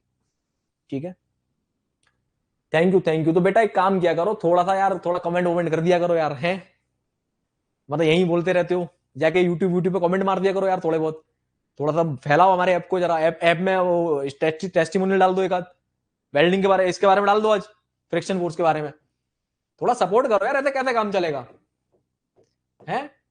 हवा बाजी यही बोलते रहते हो बस।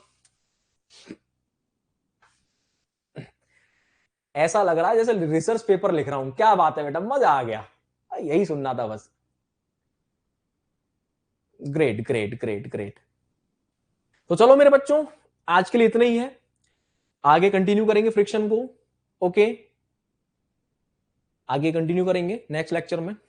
और मैकेनिकल वाला एक बार और, कोई बात नहीं बेटा, इधर देखो बेटा, तरुण कौन है ये, पंकज, मैकेनिकल वाला कुछ नहीं है, ये पढ़ाया था ना मैंने, कहां गया, किधर पढ़ाया था मैंने, इंटरलॉकिंग कहां पढ़ाई थी मैंने, डायग्राम भी बनाया था इंटरलॉकिंग का, ये रहा लॉक लगाने वाला काम, ये रहा, खुद ही कुछ नहीं हो गया, खत्म, यही समझ में आ जाएगा। अब मुझे बताओ, मुझे ये जो लॉक है, ये लॉक लग गया ना एक तरह से, ये देखो ये लॉक लग गया यहां पे ऐसे करके, ये लॉक लग गया।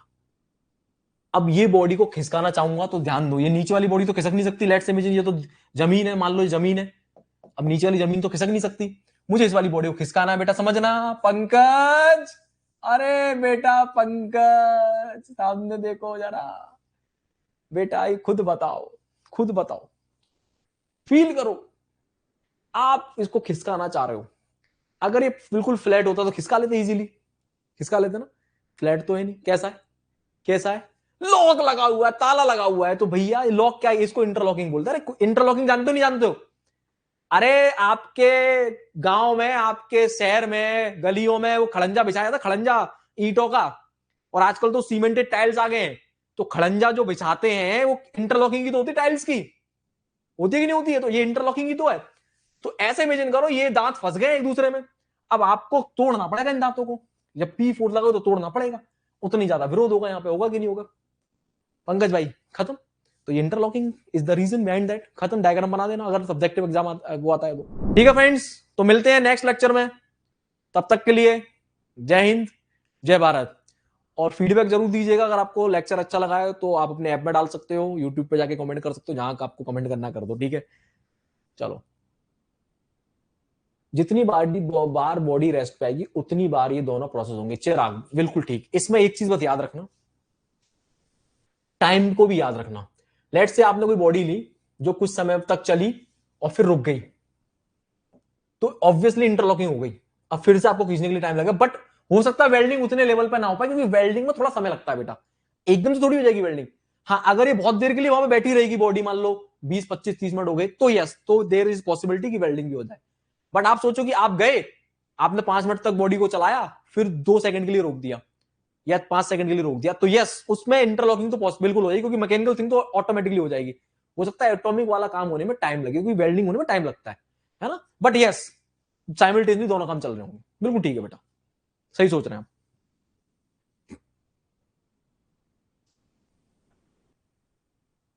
क्या हो गया समझो सर, चिराग शर्मा क्या हो गया भैया? हाँ, लिंक्डइन पे भी डाल दो, हाँ, चिराग शर्मा को क्या हो गया सर? जितनी बार बॉडी रेस्ट पे आएगी उतनी बार ये दोनों प्रोसेस होंगे। हाँ हाँ, और क्या, समझ गो सर, अच्छा समझ गए सर, ठीक है ठीक है ठीक है ठीक है, ग्रेट ग्रेट ग्रेट ग्रेट, अब मैं समझ गो सर, वाह, मजा आ गया। चलो दोस्तों, तो जाओ मजे करो, मिलते हैं नेक्स्ट लेक्चर में, ठीक है? जाओ खुशियां मनाओ, अच्छे से उनको करिए, ठीक है फ्रेंड्स? चलिए, thank you so much, love you all, tata bye bye, जय हिंद जय भारत। हाय एवरीवन, तो इस तरह के वीडियोस के लिए हमारे चैनल को सब्सक्राइब कर लीजिए, और अगर आप गेट, ईएससी, पीएसयू, एई, जेई एग्जाम की तैयारी कर रहे हो तो हमारा एप्लीकेशन गेम लाइट डाउनलोड कर लीजिए, जहां आपको मिलेगा depth course with test series, practice paper, mentorship जो कि सबसे जरूरी पार्ट है दोस्तों। तो जुड़िए हमारे साथ और एश्योर करिए अपनी success. Thank you so much.